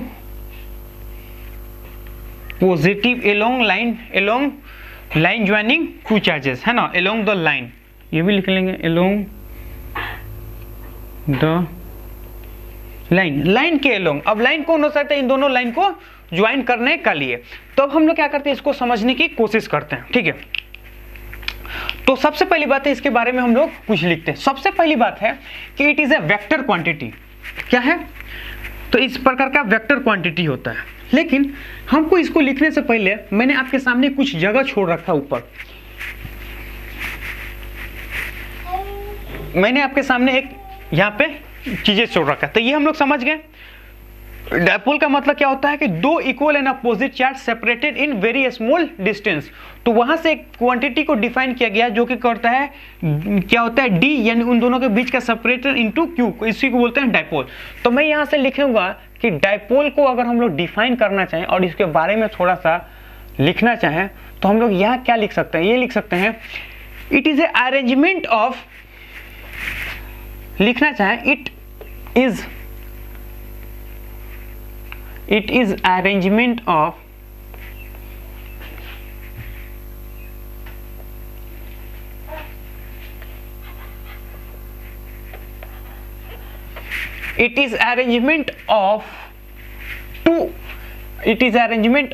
two equal and opposite charge. It is arrangement of two equal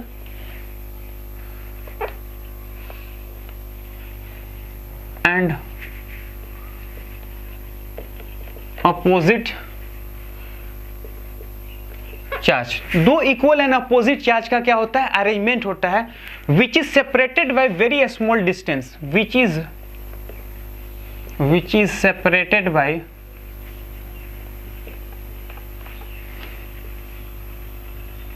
very small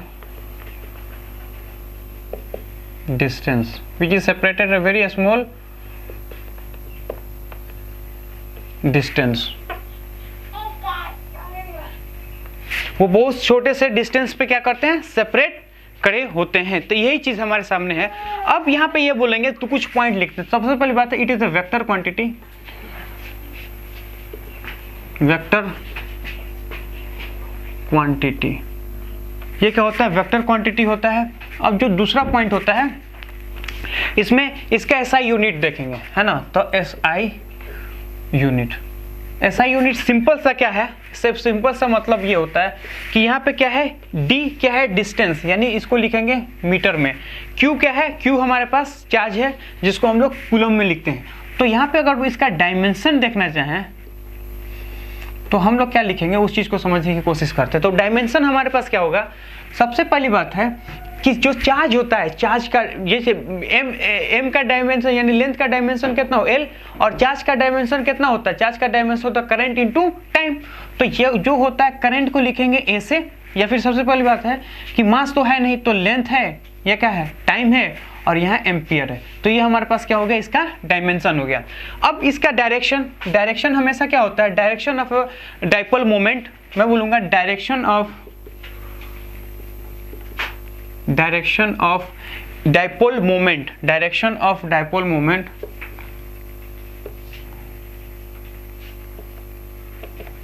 moment is negative to positive, negative to positive charge, negative to positive charge along the line joining, along the line joining, along the line joining।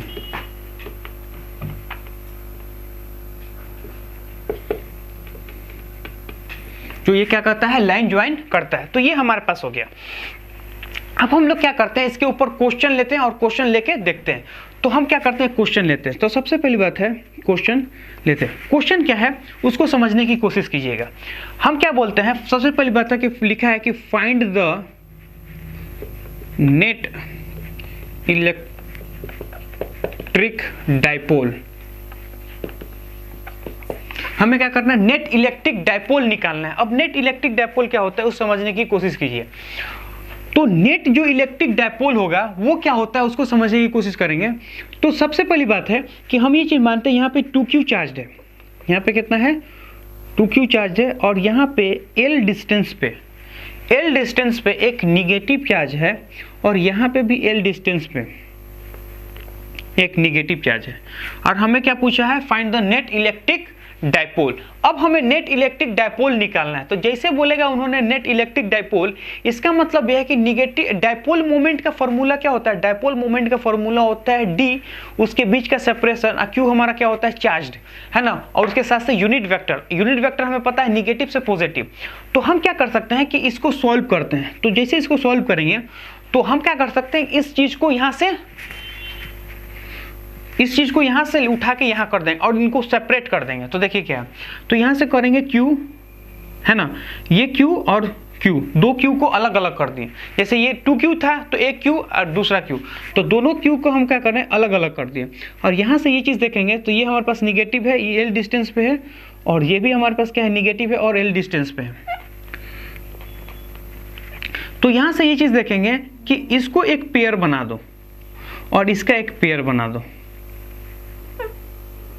दो pair. अब दो pair मतलब क्या हो गया, दो electric dipole हो गया। अब हमें ये चीज पता है कि इलेक्ट्रिक डाइपोल को ऐसे डिनोट करते हैं, है ना। तो हमें ये चीज पता है कि जो इलेक्ट्रिक डाइपोल होगा फर्स्ट, वो क्या होता है, निगेटिव से पॉजिटिव। तो ये वाला अगर मैं बोलूं कि P1 जो है हमारा, वो क्या है, इस डायरेक्शन में है, और हमें ये चीज बोलूंगा कि जो P2 है वो क्या है, ऊपर के डायरेक्शन में है। तो एक इधर, एक जो है वो एक इधर के डायरेक्शन में, एक ऊपर के डायरेक्शन में। तो दो हमारे पास हो गया। अब हम क्या करेंगे, इसको मिटाएंगे। ये डिफिनीशन है ना, बोर्ड में लिखने के लिए आप लोग इसको लिख सकते हो। तो ये चीज हो गया। अब मैं क्या बोलूंगा, इसका सॉल्यूशन देखो। ये दो पोल है, एक तो है हमारा P1 और एक हमारा ऊपर है जो कि P2 है। तो P1 P2। अब हमें क्या करना है, इसका नेट निकालना है। तो हमें ये चीज पता है कि वेक्टर से हम ये चीज देखे हैं कि वेक्टर को हम लोग क्या कर सकते हैं, आगे पीछे कर सकते हैं, यानी इसको शिफ्ट कर दिया मैंने, P2 को यहां शिफ्ट कर दिया। तो ये हमारे पास कितना है, P1, ये हमारे पास कितना है, P2। अब इसका अगर हमें नेट निकालना है तो हमें पता है कि फर्स्ट वेक्टर के हेड से सेकंड वेक्टर के टेल को जोड़ दो, और जो रिजल्टेंट आता है वो क्या होता है, हेड से हेड, टेल से टेल मिला दो। तो ये जो रिजल्टेंट होगा वो क्या होगा, हेड से हेड और टेल से टेल मिल गया। तो ये हमारे पास क्या हो गया, हेड से हेड, टेल से टेल। तो ये हमें चीज चाहिए। अब हमें ये चीज पता है कि P1 का मैग्नीट्यूड और P2 का मैग्नीट्यूड, दोनों का मैग्नीट्यूड क्या होगा, सेम। अब ये कैसे होगा, तो यहाँ पे देखिए, अगर मैं यहाँ से P1 निकालना चाहें तो वो क्या होता है, वो होता है सिंपल सा, इसका मैग्नीट्यूड निकालना चाहें तो वो होता है पॉजिटिव चार्ज और उन दोनों के बीच का सेपरेशन। तो P2 कितना हो जाएगा, तो P2 भी हमारा कितना हो जाएगा, पॉजिटिव चार्ज इंटू उन दोनों के बीच का सेपरेशन। तो इन दोनों में ये चीज देखेंगे कि दोनों का मैग्नीट्यूड क्या है, सेम ही है। तो यहां से ये चीज देखेंगे, दोनों का मैग्नीट्यूड सेम है।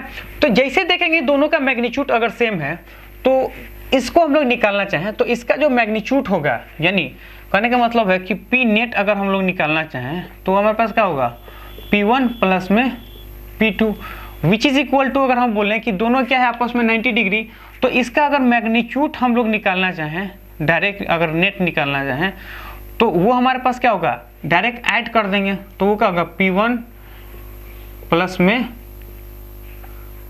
P2। तो यहां से कितना हो जाएगा, यहां से देखेंगे तो P डिवाइडेड बाय 2, क्योंकि दोनों का मैग्नीट्यूड क्या है, सेम। तो P1 का मोड लिखो या P2 का मोड लिखो, बात एक ही है। तो ये क्या करेंगे, इसको हम मिटाते हैं, सॉरी, तो इसको हम लोग मिटाते हैं और इसको आगे देखते हैं। तो P नेट जो होगा हमारा, P net which is equal to net होगा, P नेट का जो अगर मैग्नीट्यूड हम लोग देखना चाहें तो वो हमारे पास क्या होगा, वो ये चीज होगा यहाँ से P। अब P के जगह पे क्या है, P के जगह पे देखेंगे तो P का डाइपोल का फॉर्मूला क्या होता है कि पॉजिटिव चार्ज, दोनों में से क्या लेना है, एक पॉजिटिव चार्ज को लेना है और उन दोनों के बीच का सेपरेशन लेना है। तो इन दोनों के बीच का सेपरेशन कितना, L, और साइड में कितना होगा, √2। ये चीज हो गया। अगर हमें डायरेक्शन भी लेना होगा तो हम आराम से ले सकते हैं। देखिए हम इसको मान लेते हैं थीटा, है ना। अगर मैं ये थीटा बोलूंगा तो थीटा, तो यहां से अगर हम लोग ये चीज बोलेंगे 45 निकालना, ये 90 डिग्री है, तो tan थीटा हम लोग यहां से निकाल सकते हैं। तो tan theta is equal to क्या होता है, tan theta is equal to perpendicular divided by base. तो P1 का अगर मोड देखें और P2 का मोड देखें तो दोनों आपस में बराबर, ये कट जाएगा तो कितना 1। जब भी tan theta is equal to 1, यानी थीटा का वैल्यू कितना हो जाएगा, वो होगा 45। अब ये जो 45 है वो क्या है, वो तो यहाँ से देखेंगे वर्टिकल से कितना है 45 डिग्री पे, तो ये हमारा क्या हो गया डायरेक्शन हो गया किसका, नेट का। तो ये हमारे पास कितना हो गया पी नेट। तो ऐसे हम लोग क्या कर सकते हैं, निकाल सकते हैं। अब हम लोग क्या करेंगे, एक अच्छा क्वेश्चन लेते हैं, यानी दूसरे टाइप का क्वेश्चन लेते हैं। अब हम लोग क्या करते हैं, नेक्स्ट क्वेश्चन देखते हैं। नेक्स्ट क्वेश्चन क्या है उस चीज को समझने की कोशिश करते हैं। देखिए बोला क्या है कि फाइंड द, यानी क्वेश्चन जो बोल रहा है वो बोल रहा है कि find the net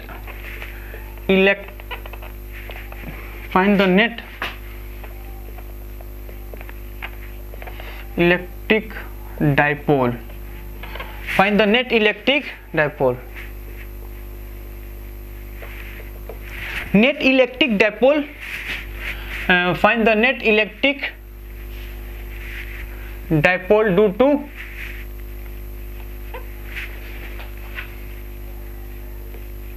due to charged ring के कारण। अब उस चीज को समझने की कोशिश कीजिए, आखिर वो रिंग क्या है। तो उन्होंने ये चीज बोला है कि सपोज मान लेते हैं कि हमारे पास एक मोटी रिंग है, रिंग है मतलब कि इस तरह की रिंग है,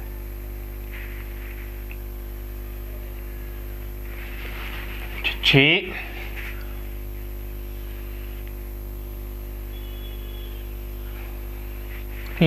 ये हमारे पास क्या है, रिंग है। अब इसी रिंग को हमें क्या करना है, बनाना है। देखिए कैसे, सबसे पहली बात है कि इसका जो डिस्टेंस होता है वो हमारे पास क्या है, एक आर है, यानी इसका जो रेडियस है वो है आर। इस पूरे साइड में negative negative negative negative negative negative negative negative negative, यानी इस साइड में देखें तो निगेटिव है और इस साइड में देखें तो पॉजिटिव है। तो जो पूरा चार्जेस हमारा वो क्या है, इस साइड में निगेटिव है, उस साइड में पॉजिटिव है, तो टोटल चार्ज हमारा। अब मैं ये चीज बोलूंगा कि हमें क्या करना है, इसका नेट इलेक्ट्रिक फील्ड निकालना है। तो पहले क्या करते हैं, इसको सॉल्व करते हैं। हम क्या करेंगे कि इसको फिर एज इट इज बना देते हैं। आर रेडियस का एक रिंग बनाते हैं, तो ये हो गया हमारा आर रेडियस का रिंग। ऐसे हम क्या करते हैं कि किसी भी थीटा पे आके छोटा सा डी थीटा कंसीडर करते हैं, यानी मैंने कहा गया थीटा पे आके छोटा सा डी थीटा को कंसीडर कर लिया। ये हमारे पास कितना हो गया, डी थीटा। इसी तरह यहाँ पे भी थीटा पे आके छोटा सा डी थीटा कंसीडर कर लिया, तो ये हमारे पास कितना है, डी थीटा। तो थीटा पे आके छोटा सा डी थीटा हमने कंसीडर कर लिया। अब हमें ये चीज पता है कि ये हमारे पास क्या है, पूरा negative negative negative negative negative, और ये हमारे पास क्या है, पूरा पॉजिटिव पॉजिटिव पॉजिटिव पॉजिटिव। ये हमारे पास क्या है, पॉजिटिव। अब थीटा पे जाके छोटा सा डी थीटा, हमें ये चीज पता है ये हमारे पास क्या है, ये वाला और ये वाला। तो ये वाला बोलेंगे ये हमारे पास क्या है, एक छोटा सा पेच है। थीटा पे जाके छोटा सा अगर डी थीटा करेंगे तो ये हमारे पास क्या होगा, ये एक पेच है। इस पेच का अगर हम लोग बोल लें तो ये हमारे पास कितना, आर्क डी थीटा। आर्क हमारे पास कितना बचेगा, थीटा, क्योंकि थीटा इज इक्वल टू हमारे पास कितना होता है, आर्क डिवाइडेड बाय रेडियस, ये होता है। तो मैं बोलूंगा छोटा सा थीटा में छोटा सा क्या होगा, आर्क, लेट्स से सपोज में आर डिवाइडेड बाय क्या होगा, रेडियस। तो आर्क हमारे पास कितना होगा, डी थीटा इंटू रेडियस, यही है। तो इसके अकॉर्डिंग ये चीज हमारा आर इंटू डी थीटा हो गया। अब हमें ये चीज पता, उन्होंने ये चीज बोल रखा है कि गिवन है कि लेमडा उन्होंने दे रखा है, उन्होंने ये चीज दे रखा है D Q divided by D x. यानी हमें क्या पता है कि छोटे से जो इसका जो ये रिंग होता है, क्या होता है, इसका चार्ज पर यूनिट लेंथ हमें ये चीज दे रखा है। तो चार्ज पर यूनिट लेंथ हमें दे रखा है, इसके अकॉर्डिंग हम ये चीज बोल सकते हैं कि इसके अंदर क्या होगा, एक छोटा सा डी क्यू चार्ज होगा। हमें क्या होगा, छोटा सा डी क्यू चार्ज होगा, क्योंकि छोटे से पोर्शन में छोटा सा डी क्यू चार्ज होगा। हमें अब अगर डायपोल लिखना है तो डायपोल बेसिकली क्या होगा, छोटा सा जो डायपोल होता है उसका मैग्नीट्यूड अगर हम लोग लिखना चाहें तो वो क्या होगा, छोटा सा चार्ज और इन दोनों के बीच का डिस्टेंस। अब इन दोनों के बीच का डिस्टेंस लेस से जो डी है हमारा, वो हम क्या मान लेते हैं, डी है। अब हमें ये चीज पता है कि छोटा सा चार्ज होगा, छोटा सा डी क्यू होगा, उनके बीच के डिस्टेंस होगा। तो अगर मैं इस चीज को यहाँ पे खोल के बनाऊं, मैं क्या बना रहा हूँ उस चीज को समझने की कोशिश कीजिए कि ये हमारा क्या है, सेंटर है। इस सेंटर से ये हमारा आर है और ये हमारा क्या है, आर है। हमें ये चीज पता है कि ऊपर से ये हमारा क्या है, थीटा, और ये हमारा क्या है, थीटा। यानी इसी चीज को मैंने यहाँ बनाया, ये हमारा क्या है, आर्क। अब इसका क्या करेंगे, कंपोनेंट तोड़ देते हैं। तो इधर हमारे पास कितना होगा, अगर मैं इधर तोड़ूंगा तो पहला वाला कितना होगा, वो होगा r cos थीटा, और इधर कितना होगा r cos थीटा, और ये कितना होगा r sin थीटा, और ये हमारा कितना होगा r sin थीटा। तो ये चीज़ देखिए, ये वाला जो डिस्टेंस है आपके सामने, ये वाला जो डिस्टेंस हम आपके सामने लिख रहे हैं, ये वाला जो डिस्टेंस, ये वाला डिस्टेंस जिसमें r sin थीटा ये है, r sin थीटा ये है, ये हमें क्या होगा कि दो चार्जेस के बीच का डिस्टेंस है। यानी यहाँ पे क्या है dq, यहाँ पे क्या है dq। ये देखिए ना, ये माइनस का dq है, ये हमारे पास क्या है प्लस का dq है, ये वाला ये चीज़ सिमिलर है। अब हमें ये चीज़ पता है कि जब भी हम लोग डायपोल लिखते हैं तो positive charge multiply by positive charge और नेगेटिव चार्ज के बीच के डिस्टेंस को लिखते हैं। तो यहाँ से हम लोग ये चीज़ लिखेंगे, ये हमारे पास क्या है डायपोल है, और यहाँ पे क्या है dq माने छोटा सा चार्ज। अब छोटा सा चार्ज हम लोग कहाँ से लिखेंगे, तो छोटे से चार्ज के लिए भी मैं ये चीज़ बताऊँ तो कि लेमडा जो होता है वो क्या है dq बाई dx। इसका मतलब है कि dq में अगर मैं बोलूँ कि लेमडा इंटू dx लेंथ, तो मैं ये छोटे से चार्ज का लेमडा तो हमें दे रखा है, अब dx क्या है, dx है लेंथ। अब यहाँ पे जो लेंथ होता है वो तो यही लेंथ है, यानी ये वाला लेंथ है हमारा, वो किसके बराबर है d थीटा इंटू r। तो मैं लिखूंगा यहाँ क्या d theta into r into क्या होगा इसके बीच का लेंथ, इनके बीच का लेंथ हमारे पास कितना होगा r sin थीटा और r sin थीटा, वो कितना होगा 2r sin थीटा। तो लिखेंगे 2r sin थीटा, ये हमारे पास आ गया। लेकिन हमें तो अभी छोटे से चार्ज के कारण मिला है, हमें तो टोटल पूछा है, तो टोटल चार्ज के कारण निकालना पड़ेगा। तो जब भी छोटे छोटे से बड़े चीज में लेके जाना है तो हमें किसको यूज करना पड़ेगा, इंटीग्रेशन को। तो हम यहाँ पे क्या कर सकते हैं, इंटीग्रेशन यूज कर लेंगे। तो मैं बोलूंगा कि छोटा सा जो इसको अगर हम इंटीग्रेशन करेंगे तो ये बड़ा में कन्वर्ट हो जाएगा, विच इज इक्वल टू कितना होगा। अब हमें ये चीज पता है कि ये चीज देखिए, ये और ये हमारा क्या होगा कांस्टेंट है, तो बाहर निकल जाएगा। तो 2 लेमडा r स्क्वायर कांस्टेंट बाहर, इंटीग्रेशन हमारे पास क्या बचेगा sine theta into D theta, कहां से कहां तक। तो हमें क्या करना है कि पूरे फुल रिंग को क्या करना है, कंसीडर करना है, यानी पूरे फुल रिंग को कवर करना है। तो यहाँ पे देखेंगे तो ये हमारा 0 है, तो 0 से हम लोग कहाँ घूर रहे हैं, ये 0 से, ये 0 है, 0 से लेके कहाँ जा रहा है 180 डिग्री तक। ये है सॉरी, ये हमारे पास क्या है 0 से 180 डिग्री। तो मैं ये बोलूंगा कि 0 से कहाँ तक जाएगा 180 डिग्री तक, तो 0 से 180 डिग्री। तो यहाँ से अगर हम लोग डायपोल लिख लें तो वो कितना होगा 2 लेमडा r। अब यहाँ से देखिए साइन को क्या लिख सकते हैं, साइन थीटा का इंटीग्रेशन माइनस में cos थीटा। तो यहाँ से ये चीज लिखेंगे कि माइनस में क्या होगा cos थीटा होगा, कहाँ से कहाँ तक होगा, तो वो जो होगा 0 से पाई तक, 0 से पाई तक। तो मैं बोलूंगा यहाँ पे ये चीज देखिए वो क्या 2 लेमडा इंटू r। अब ये माइनस को बाहर निकाल लें तो पहले हमारा क्या होगा cos 180 डिग्री, cos 180 डिग्री का वैल्यू कितना होता है, तो cos 180 डिग्री का वैल्यू होता है -1, तो ये हो गया -1। अब यहाँ पे देखिए, अब फिर हमें क्या करेंगे cos 180 डिग्री लिख लिया, फिर माइनस देके अपर लिमिट के बाद से लोअर लिमिट लिखते हैं। अरे तुम लोग भी कंफ्यूज हो जाओगे, तो ये लिखते हैं cos 180 डिग्री माइनस में cos 0 डिग्री, तो ये हमारे पास हो गया। तो मैं लिखूंगा 2 लेमडा इंटू r, माइनस हो गया। अब cos के जगह पे क्या लिखेंगे, तो cos पाई का वैल्यू होता है -1, ये माइनस ऑलरेडी, cos 0 का वैल्यू होता है 1।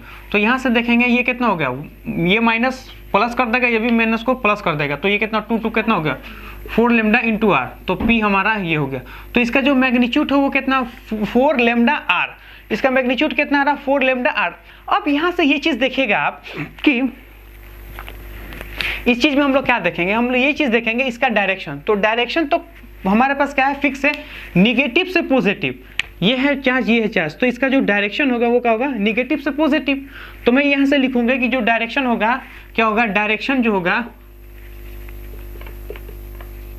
डायरेक्शन जो है वो क्या होगा निगेटिव से पॉजिटिव।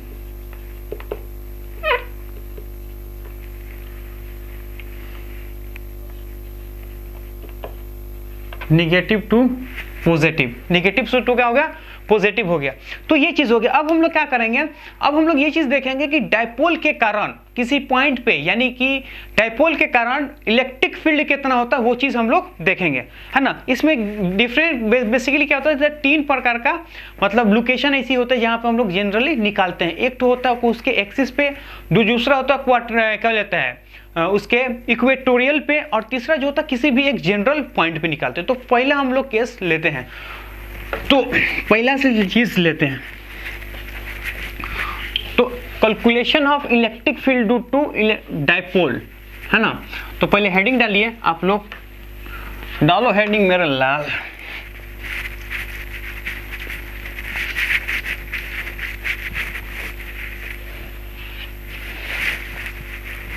तो पहले क्या करेंगे, हेडिंग डालते हैं। तो मैं लिखूंगा electric field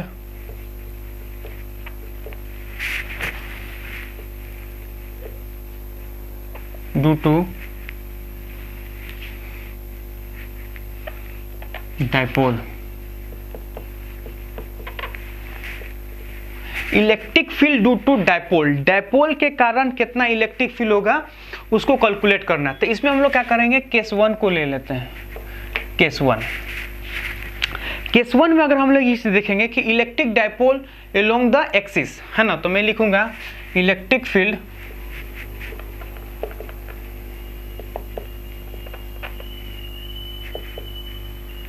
along the axis,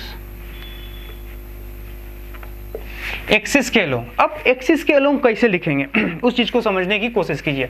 देखिए हम ये चीज बोलेंगे कि सपोज मान लो ये हमारे पास एक पॉइंट है और यहाँ पे एक पॉइंट है, 2 पॉइंट है हमारे पास, एक ये पॉइंट एक ये पॉइंट, 2 पॉइंट। अब यहाँ से ये चीज बोल सकते हैं हम कि इसको लिखते हैं Q और इसको लिखते हैं Q। तो ये होगा एक पॉजिटिव और एक निगेटिव, तो ये निगेटिव ये एक पॉजिटिव।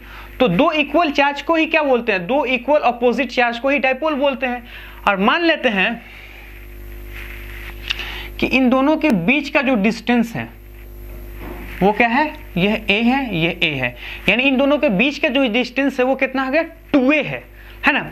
अब हमें इलेक्ट्रिक फील्ड हमें निकालना है, तो इसके एक्सिस के along electric field along the axis, तो इसका तो यही नो एक्सिस है, इसका यही है, यानी इलेक्ट्रिक फील्ड इस एक्सिस के अलोंग हमें निकालना है। क्या करना है, इलेक्ट्रिक फील्ड इसके एक्सिस के अलोंग निकालना है। हम क्या करेंगे, एक जनरल पॉइंट को कंसीडर कर लेते हैं। लेट्स से ये जनरल हमारा पॉइंट है जहां पे इलेक्ट्रिक फील्ड हमें कैलकुलेट करना है, पी पॉइंट जो है यहाँ पे इलेक्ट्रिक फील्ड हमें कैलकुलेट करना है। सबसे पहली बात है कि जो इलेक्ट्रिक फील्ड कैलकुलेट कर रहे हैं, इस चार्ज की वजह से जो इलेक्ट्रिक फील्ड होता है वो हमारा E1 होगा, और इस चार्ज की वजह से इलेक्ट्रिक फील्ड जो होगा हमारा E2 होगा। क्योंकि निगेटिव चार्ज क्या होता है, निगेटिव चार्ज की तरफ इलेक्ट्रिक फील्ड आता है और पॉजिटिव चार्ज की तरफ से इलेक्ट्रिक फील्ड दूर जाता है।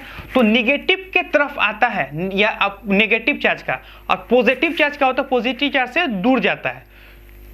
अब हमें ये चीज पता है कि ये वाली चार्ज जो है इसका दोनों का अगर मैग्नीट्यूड सेम है, लेकिन जिसका दोनों का मैग्नीट्यूड सेम है तो चार्ज तो सेम है, डायरेक्टली प्रोपोर्शनल तो सेम है, इनवर्सली प्रोपोर्शनल उन दोनों के बीच का डिस्टेंस। हमें ये चीज पता है कि जो चार्ज पास होगा उसका इलेक्ट्रिक फील्ड ज्यादा होगा, तो ये पास है क्योंकि मैग्नीट्यूड तो सेम है, सिर्फ डिस्टेंस जिसका कम उसका मैग्नीट्यूड ज्यादा। तो इसका मतलब ये है कि जो नेट आने वाला है यानी ई नेट जो होगा वो क्या होगा, उसका डायरेक्शन ऐसे होगा, क्योंकि ये क्या है बड़ा, ये क्या है छोटा, बड़ा में से छोटा करेंगे तो इधर चला जाएगा।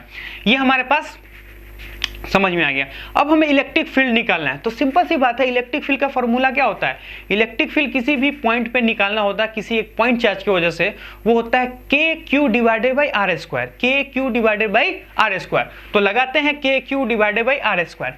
तो यहां से ये चीज देखेंगे हम क्या कर रहे हैं, मिड पॉइंट से R कंसीडर कर लें, यानी कहने का मतलब ये हमारे पास क्या है, मिड पॉइंट। मिड पॉइंट से अगर हम लोग देखें तो हमारे पास क्या है, मिड पॉइंट से इसके बीच का डिस्टेंस, जहां इलेक्ट्रिक फील्ड निकालें उनके बीच का डिस्टेंस कितना है, R है। तो यहां से ये चीजें, पहला बात है कि इलेक्ट्रिक फील्ड 1 निकाल रहे हैं हम, क्या निकालना है, इलेक्ट्रिक फील्ड 1।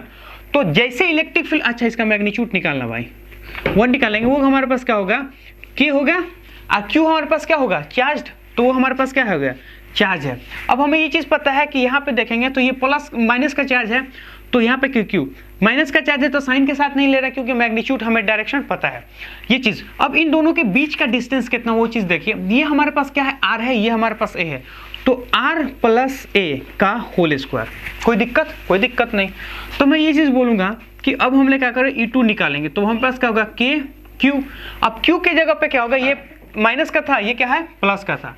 लेकिन इन दोनों के बीच के जो सेपरेशन होगा वो चीज़ देखिए, मिड पॉइंट से इस पॉइंट का डिस्टेंस कितना है, r। लेकिन हमें क्या चाहिए, इसके बीच का डिस्टेंस। तो r में से a को घटाना है, तो r में से a को घटा लेना है।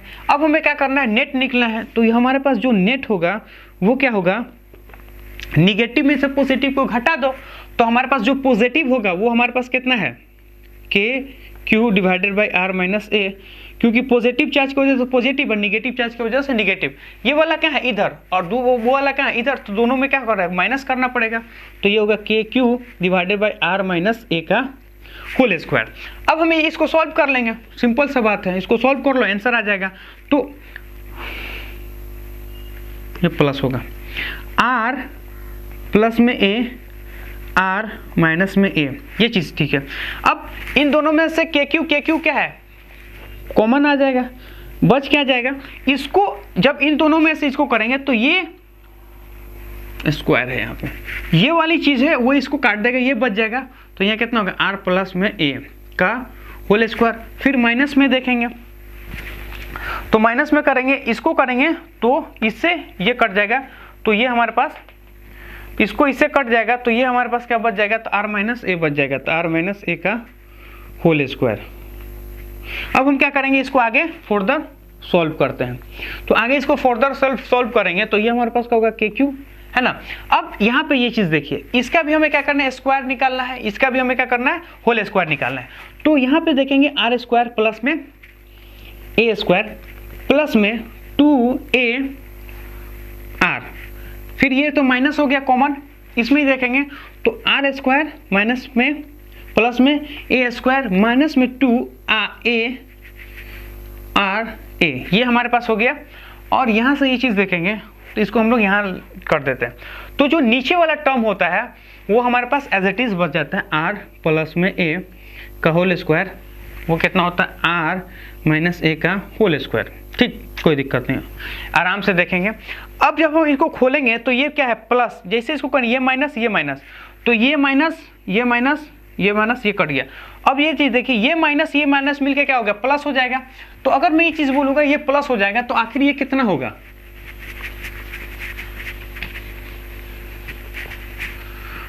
तेरे नैना ना रे नैनो की बात है, ये चीज़ देखो, ये चीज़ हमारे पास। अब मैं क्या बोल रहा हूँ उसको देखिए, के क्यू बच जाएगा 2ar प्लस में 2ar, क्योंकि ये माइनस ये मान के प्लस हो जाएगा, तो के Q 4ar divided by.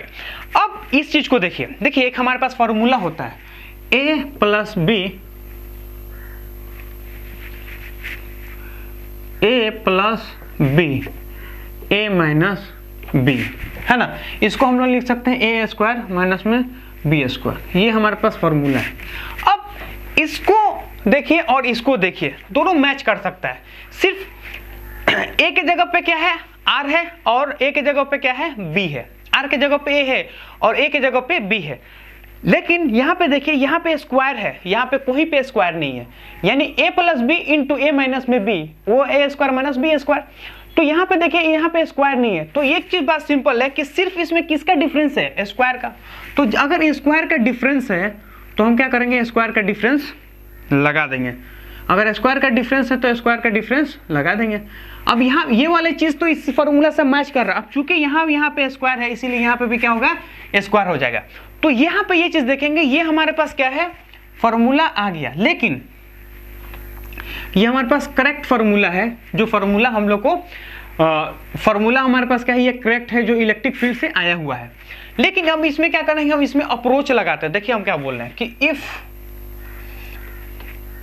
If are जो होता है वो मच ग्रेटर देन ए, क्योंकि देखिए दो चार्ज जो होता है वो क्या होता है, बहुत छोटे से डिस्टेंस पे रखा होता है। तो r जो है यहाँ तो वो तो हमारे पास बहुत बड़ा है, तो r के कंपैरिजन में a जो होता है वो बहुत छोटा है। तो हम इसको क्या कर सकते हैं, इसके कंपैरिजन में इसको उड़ा सकते हैं। जैसे 1000 में 0.01 जोड़ दो, 1000 में 0.02 जोड़ दो, तो क्या फर्क पड़ता है, कोई फर्क नहीं पड़ता है। तो उसको 1000 बोलो या 1000 0.01 बोलो या 1000 0.02 बोलो, तो 1000 के सामने वो क्या होगा, नेग्लिजिबल है। तो यहाँ से ये चीज हमको देखने को मिलेगा, क्या मिलेगा बाबू, कि Q4AR इसके सामने ये नेग्लिजिबल है। तो इसका मतलब ये है कि इसके सामने इसका कोई औकात नहीं है, तो इसकी औकात नहीं है, तो इसको हटा देते हैं। अब ये एक R से ये एक R कट जाएगा, तो ऊपर कितना होगा,4KQA। अब ये देखिए R स्क्वायर 4R में से एक R कट गया, तो यहाँ पे क्या होगा, R क्यों बच गया। हमें ये चीज पता है कि एक टर्म हमने डिफाइन किया था कि जो इलेक्ट्रिक डायपोल क्या होता है, पॉजिटिव चार्ज इनटू दोनों के बीच का डिस्टेंस। तो मैं ये चीज बोलूंगा, इसको मैंने इस तरह तोड़ के रख दिया। इसको मैंने क्या लिखा है, ये कि 2A divided by R cube. ऐसे लिख सकते हैं कि नहीं लिख सकते हैं, एकदम लिख सकते हैं। अब हमें ये चीज पता है ये क्या है, Q, और 2A क्या है, दो चार्ज के बीच का डिस्टेंस है।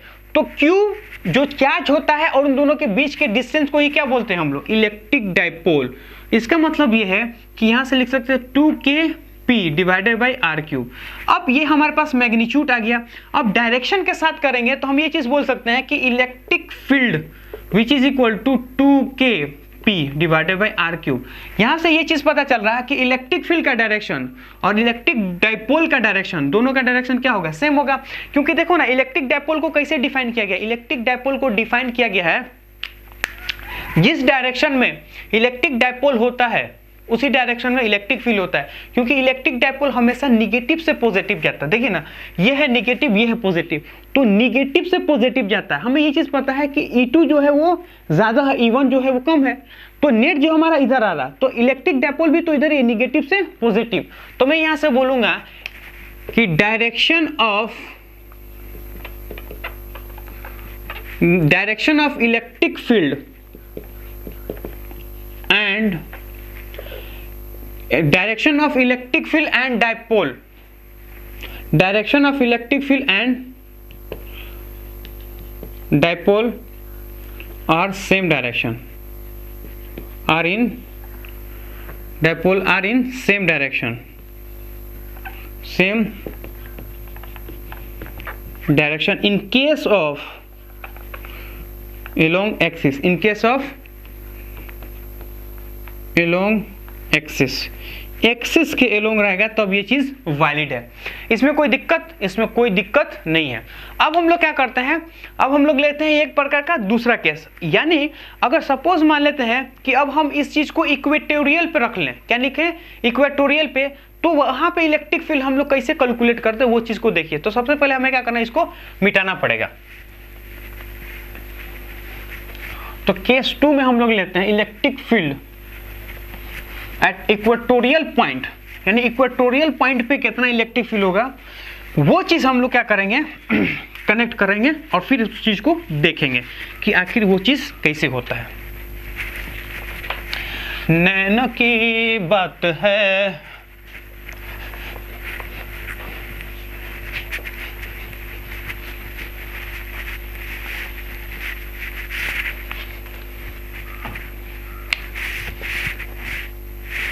अब उसको देखिए, इसको कैसे हम लोग बोले, तो मैं बोलूंगा केस 2 लेते हैं। Electric field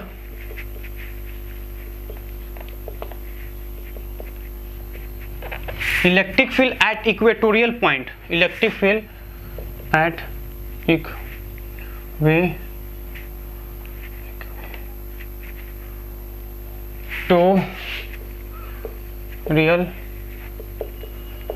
point.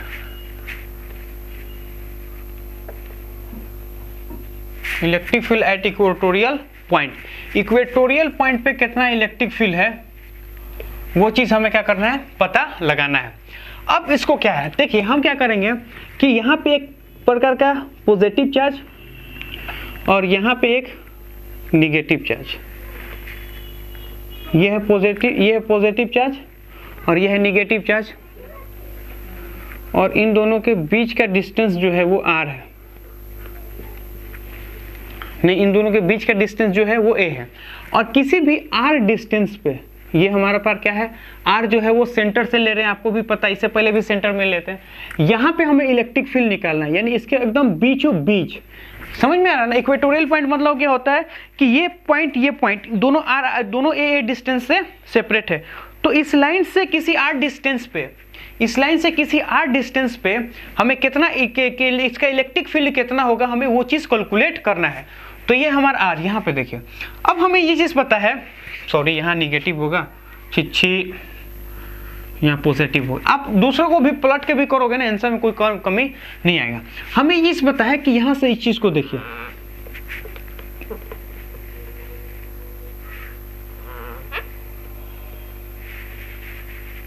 ये चीज़, तो यहाँ से इलेक्ट्रिक फील्ड क्या होगा, बाहर। हमेशा पॉजिटिव चार्ज की वजह से इलेक्ट्रिक फील्ड क्या होता है, बाहर।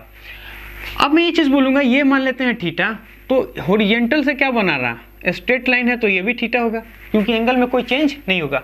अच्छा ये निगेटिव है, तो यहाँ से ऐसे करेंगे तो फिर ऐसे, तो ये है, तो अगर ये क्या है, ये भी थीटा है, तो ये भी हमारे पास क्या हो गया, थीटा। अब यहाँ से ये हम समझने की कोशिश कीजिए। अब ये जो डायरेक्शन है ये गलत है।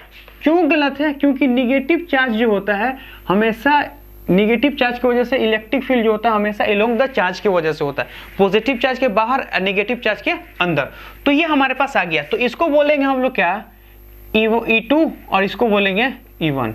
हमें ये चीज़ पता है E2 और E1। अगर मैं यहाँ से बोलूँ कि ये हमारा क्या है, हॉरिजॉन्टल लाइन है, यहाँ पे क्या है, E1 है, और यहाँ पे क्या है हमारा E2 है, और ये भी थीटा है और ये भी थीटा है। हमें ये चीज़ पता है कि दोनों का जो मैग्नीट्यूड होगा वो है सेम। क्यों सेम है, क्योंकि दोनों का चार्ज सेम है और डिस्टेंस सेम है। तो हमें पता है कि चार्ज और डिस्टेंस ही मैटर करता है इलेक्ट्रिक फील्ड में, तो इन दोनों का मैग्नीट्यूड सेम है। तो हम क्या करेंगे, इसका कंपोनेंट तोड़ देंगे। तो इसको बोलेंगे E1, अगर मैं बोलूँ कॉस थीटा, और इधर बोलेंगे वो क्या होगा, E2 कॉस थीटा, और एक जो होगा वो क्या होगा, ऊपर की तरफ, और एक जो होगा वो नीचे की तरफ। ये कितना होगा, E2 साइन थीटा और E1 साइन थीटा। इसको खत्म, इसको खत्म, सब खत्म। तो बच क्या जाएगा, बच जाएगा मेरा एक ये और फिर ये। इसका मतलब ये है, अगर मैं बोलूँगा यह बच क्या जाएगा, एक इधर बचेगा और एक इधर बचेगा। तो यहाँ से बोलेंगे कि 2E cos E1 E2 का मैग्नीट्यूड क्या है, सेम है, इसलिए जो नेट आता है वो क्या होता है 2E cos थीटा। अब यहाँ पे सबसे पहली बात है, हमें क्या निकालना है, E निकालना है, क्योंकि हमारे पास जो नेट आ रहा है, हमारे पास जो नेट इलेक्ट्रिक फील्ड आ रहा है वो हमारे पास क्या हो रहा है, ये आ रहा है। हमें नेट इलेक्ट्रिक फील्ड निकालना उस पॉइंट पे। अब हमें अगर E निकालने, कॉस निकालने, तो हमारे पास ये आ जाएगा। तो अब E कैसे निकालें, तो E कैसे निकालते हैं, तो सबसे पहली बात है कि E निकालने के लिए हमें ये चीज़ पता है, हमें क्या पता है, E निकालना, E का मैग्नीट्यूड वही किसके बराबर है, वो E1 और वही E2 के बराबर है। तो वही क्या होगा, E1 और E2 के बराबर हो जाएगा। ये चीज़ हमारे पास है। अब मैं ये चीज़ बोलूँगा कि ये हमारे पास क्या है, पॉजिटिव चार्ज, ये हमारे पास क्या है, निगेटिव चार्ज। तो यहाँ से ये चीज़ देखिए कि यहाँ का इलेक्ट्रिक फील्ड कभी भी दो पॉइंट के बीच का, अगर हम लोग जब भी हम बोले किसी एक पॉइंट चार्ज की वजह से इलेक्ट्रिक फील्ड होता है KQ डिवाइडेड बाय जिस पॉइंट से आप निकाल रहे हो और जिस पॉइंट पे चार्ज रखा उनके बीच का डिस्टेंस। तो यहाँ पे ये चीज़ देखिए, K हमें पता है, प्रोपोर्शनलिटी कांस्टेंट, Q हमें पता है, क्यूब। अब इस चार्ज की वजह से इलेक्ट्रिक फील्ड देखेंगे तो ये हमारे पास का ये डिस्टेंस चाहिए। तो ये वाला जो डिस्टेंस होता है वो कितना होगा, वो होगा रूट के अंदर इसका स्क्वायर, ये कितना A स्क्वायर और प्लस में R स्क्वायर, ये हमारा क्या इसका डिस्टेंस होगा। अब इस डिस्टेंस का स्क्वायर चाहिए तो हमें क्या होगा, A स्क्वायर प्लस में R स्क्वायर। ये चीज़ हमें पता चल गया एक के कारण, और दूसरे के कारण भी क्या होगा, वही होगा। तो यहाँ से ये चीज़ बोलेंगे कि अगर हमें E नेट निकालना है, E नेट, तो हमें एक चीज़ पता है, इलेक्ट्रिक फील्ड हम यहाँ से निकालनी है, तो 2 यहाँ, इलेक्ट्रिक फील्ड यहाँ से निकालनी है, तो वो होगा हमारा KQ divided by A square plus में R स्क्वायर। ये चीज़ हमारे पास आ गए। अब इंटू कॉस थीटा, तो कॉस थीटा का वैल्यू क्या होता है, कॉस थीटा यहाँ से निकालेंगे तो हमेशा क्या होता है, बेस हाइपोटेनियस। तो हमारे पास बेस क्या होगा, हमारे पास A, और हाइपोटेनियस हमारे पास कितना होगा, वो हमारे पास होगा रूट के अंदर ए स्क्वायर प्लस में आर स्क्वायर, यही चीज़ है। अगर हम इन दोनों को सॉल्व कर देंगे तो हमारे पास क्या आ जाएगा, नेट आ जाएगा। नेट का हमारे पास क्या आएगा, मैग्नीट्यूड आएगा। अब हम कैसे निकालते हैं उस चीज़ को, अब इसको सॉल्व कर देते हैं। तो इसको सॉल्व करने के लिए हमें क्या करना है, इसको मिटाना पड़ेगा। तो हम क्या करते हैं, इसको मिटाते हैं।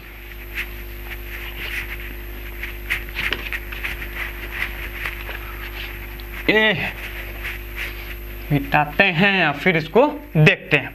तो यहां से ये चीज है क्या, अब मैं ये चीज बोलूंगा कि ई हमारे पास E net which is equal to, वो कितना हो गया 2। अब के तो हमारे पास यूं ही रह जाएगा, क्यू भी हमारे पास यूं ही रह जाएगा। अब इन दोनों को अगर हम, ए भी हमारा यूं ही रह जाएगा। अब इन दोनों को अगर हम लोग सॉल्व करेंगे तो हम इनको सॉल्व करेंगे तो हमारे पास आएगा ए स्क्वायर आर स्क्वायर और 3/2, है ना। देखिए 1 और 1/2 को करेंगे तो 3/2 आएगा। अब मैं ये चीज हमारे पास आ गया। अगर मैं ये चीज बोलूंगी इफ आर जो है वो मच ग्रेटर देन किससे, ए। अगर ए से आर बहुत बड़ा है तो फिर हम क्या करेंगे, आर के सामने ए को नेग्लेक्ट कर देंगे।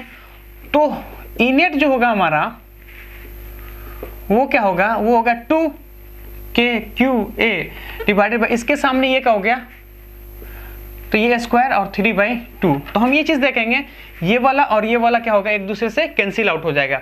तो ऊपर होगा कितना 2। अच्छा ऊपर एक चार्ज और देखेंगे। अब ये चीज देखिए, ये क्या है, Q चार्ज है, दोनों चार्ज में से एक क्या चार्ज है, और 2a हमारा क्या है, दो चार्ज के बीच का डिस्टेंस है। इसका मतलब ये है कि हम इसको लिख सकते हैं, क्या लिख सकते हैं कि Kp डिवाइडेड बाई RQ। अगर मैं इसको बोलूं, ये तो इसका मैग्नीट्यूड आ गया। अगर मैं इसको डायरेक्शन वाइज बोलूं, तो वो है Kp डिवाइडेड बाई RQ के साथ निगेटिव। अब ये निगेटिव क्यों है, तो निगेटिव इसलिए है क्योंकि देखिए जो इलेक्ट्रिक डायपोल होता है वो निगेटिव से पॉजिटिव होता है। इलेक्ट्रिक डायपोल जो होता है वो निगेटिव से पॉजिटिव होता है, बट इलेक्ट्रिक फील्ड का डायरेक्शन क्या है, इस डायरेक्शन में। यानी इलेक्ट्रिक फील्ड जो है वो इस डायरेक्शन में, निगेटिव से पॉजिटिव तो डायपोल है, इलेक्ट्रिक फील्ड उसके ऑपोजिट है, इसलिए वो क्या है, माइनस में है। तो यहां से लिखेंगे कि direction of electric field, direction of electric field at equatorial point,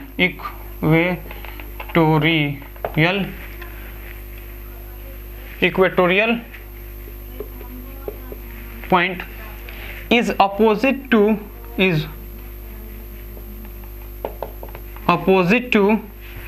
electric dipole,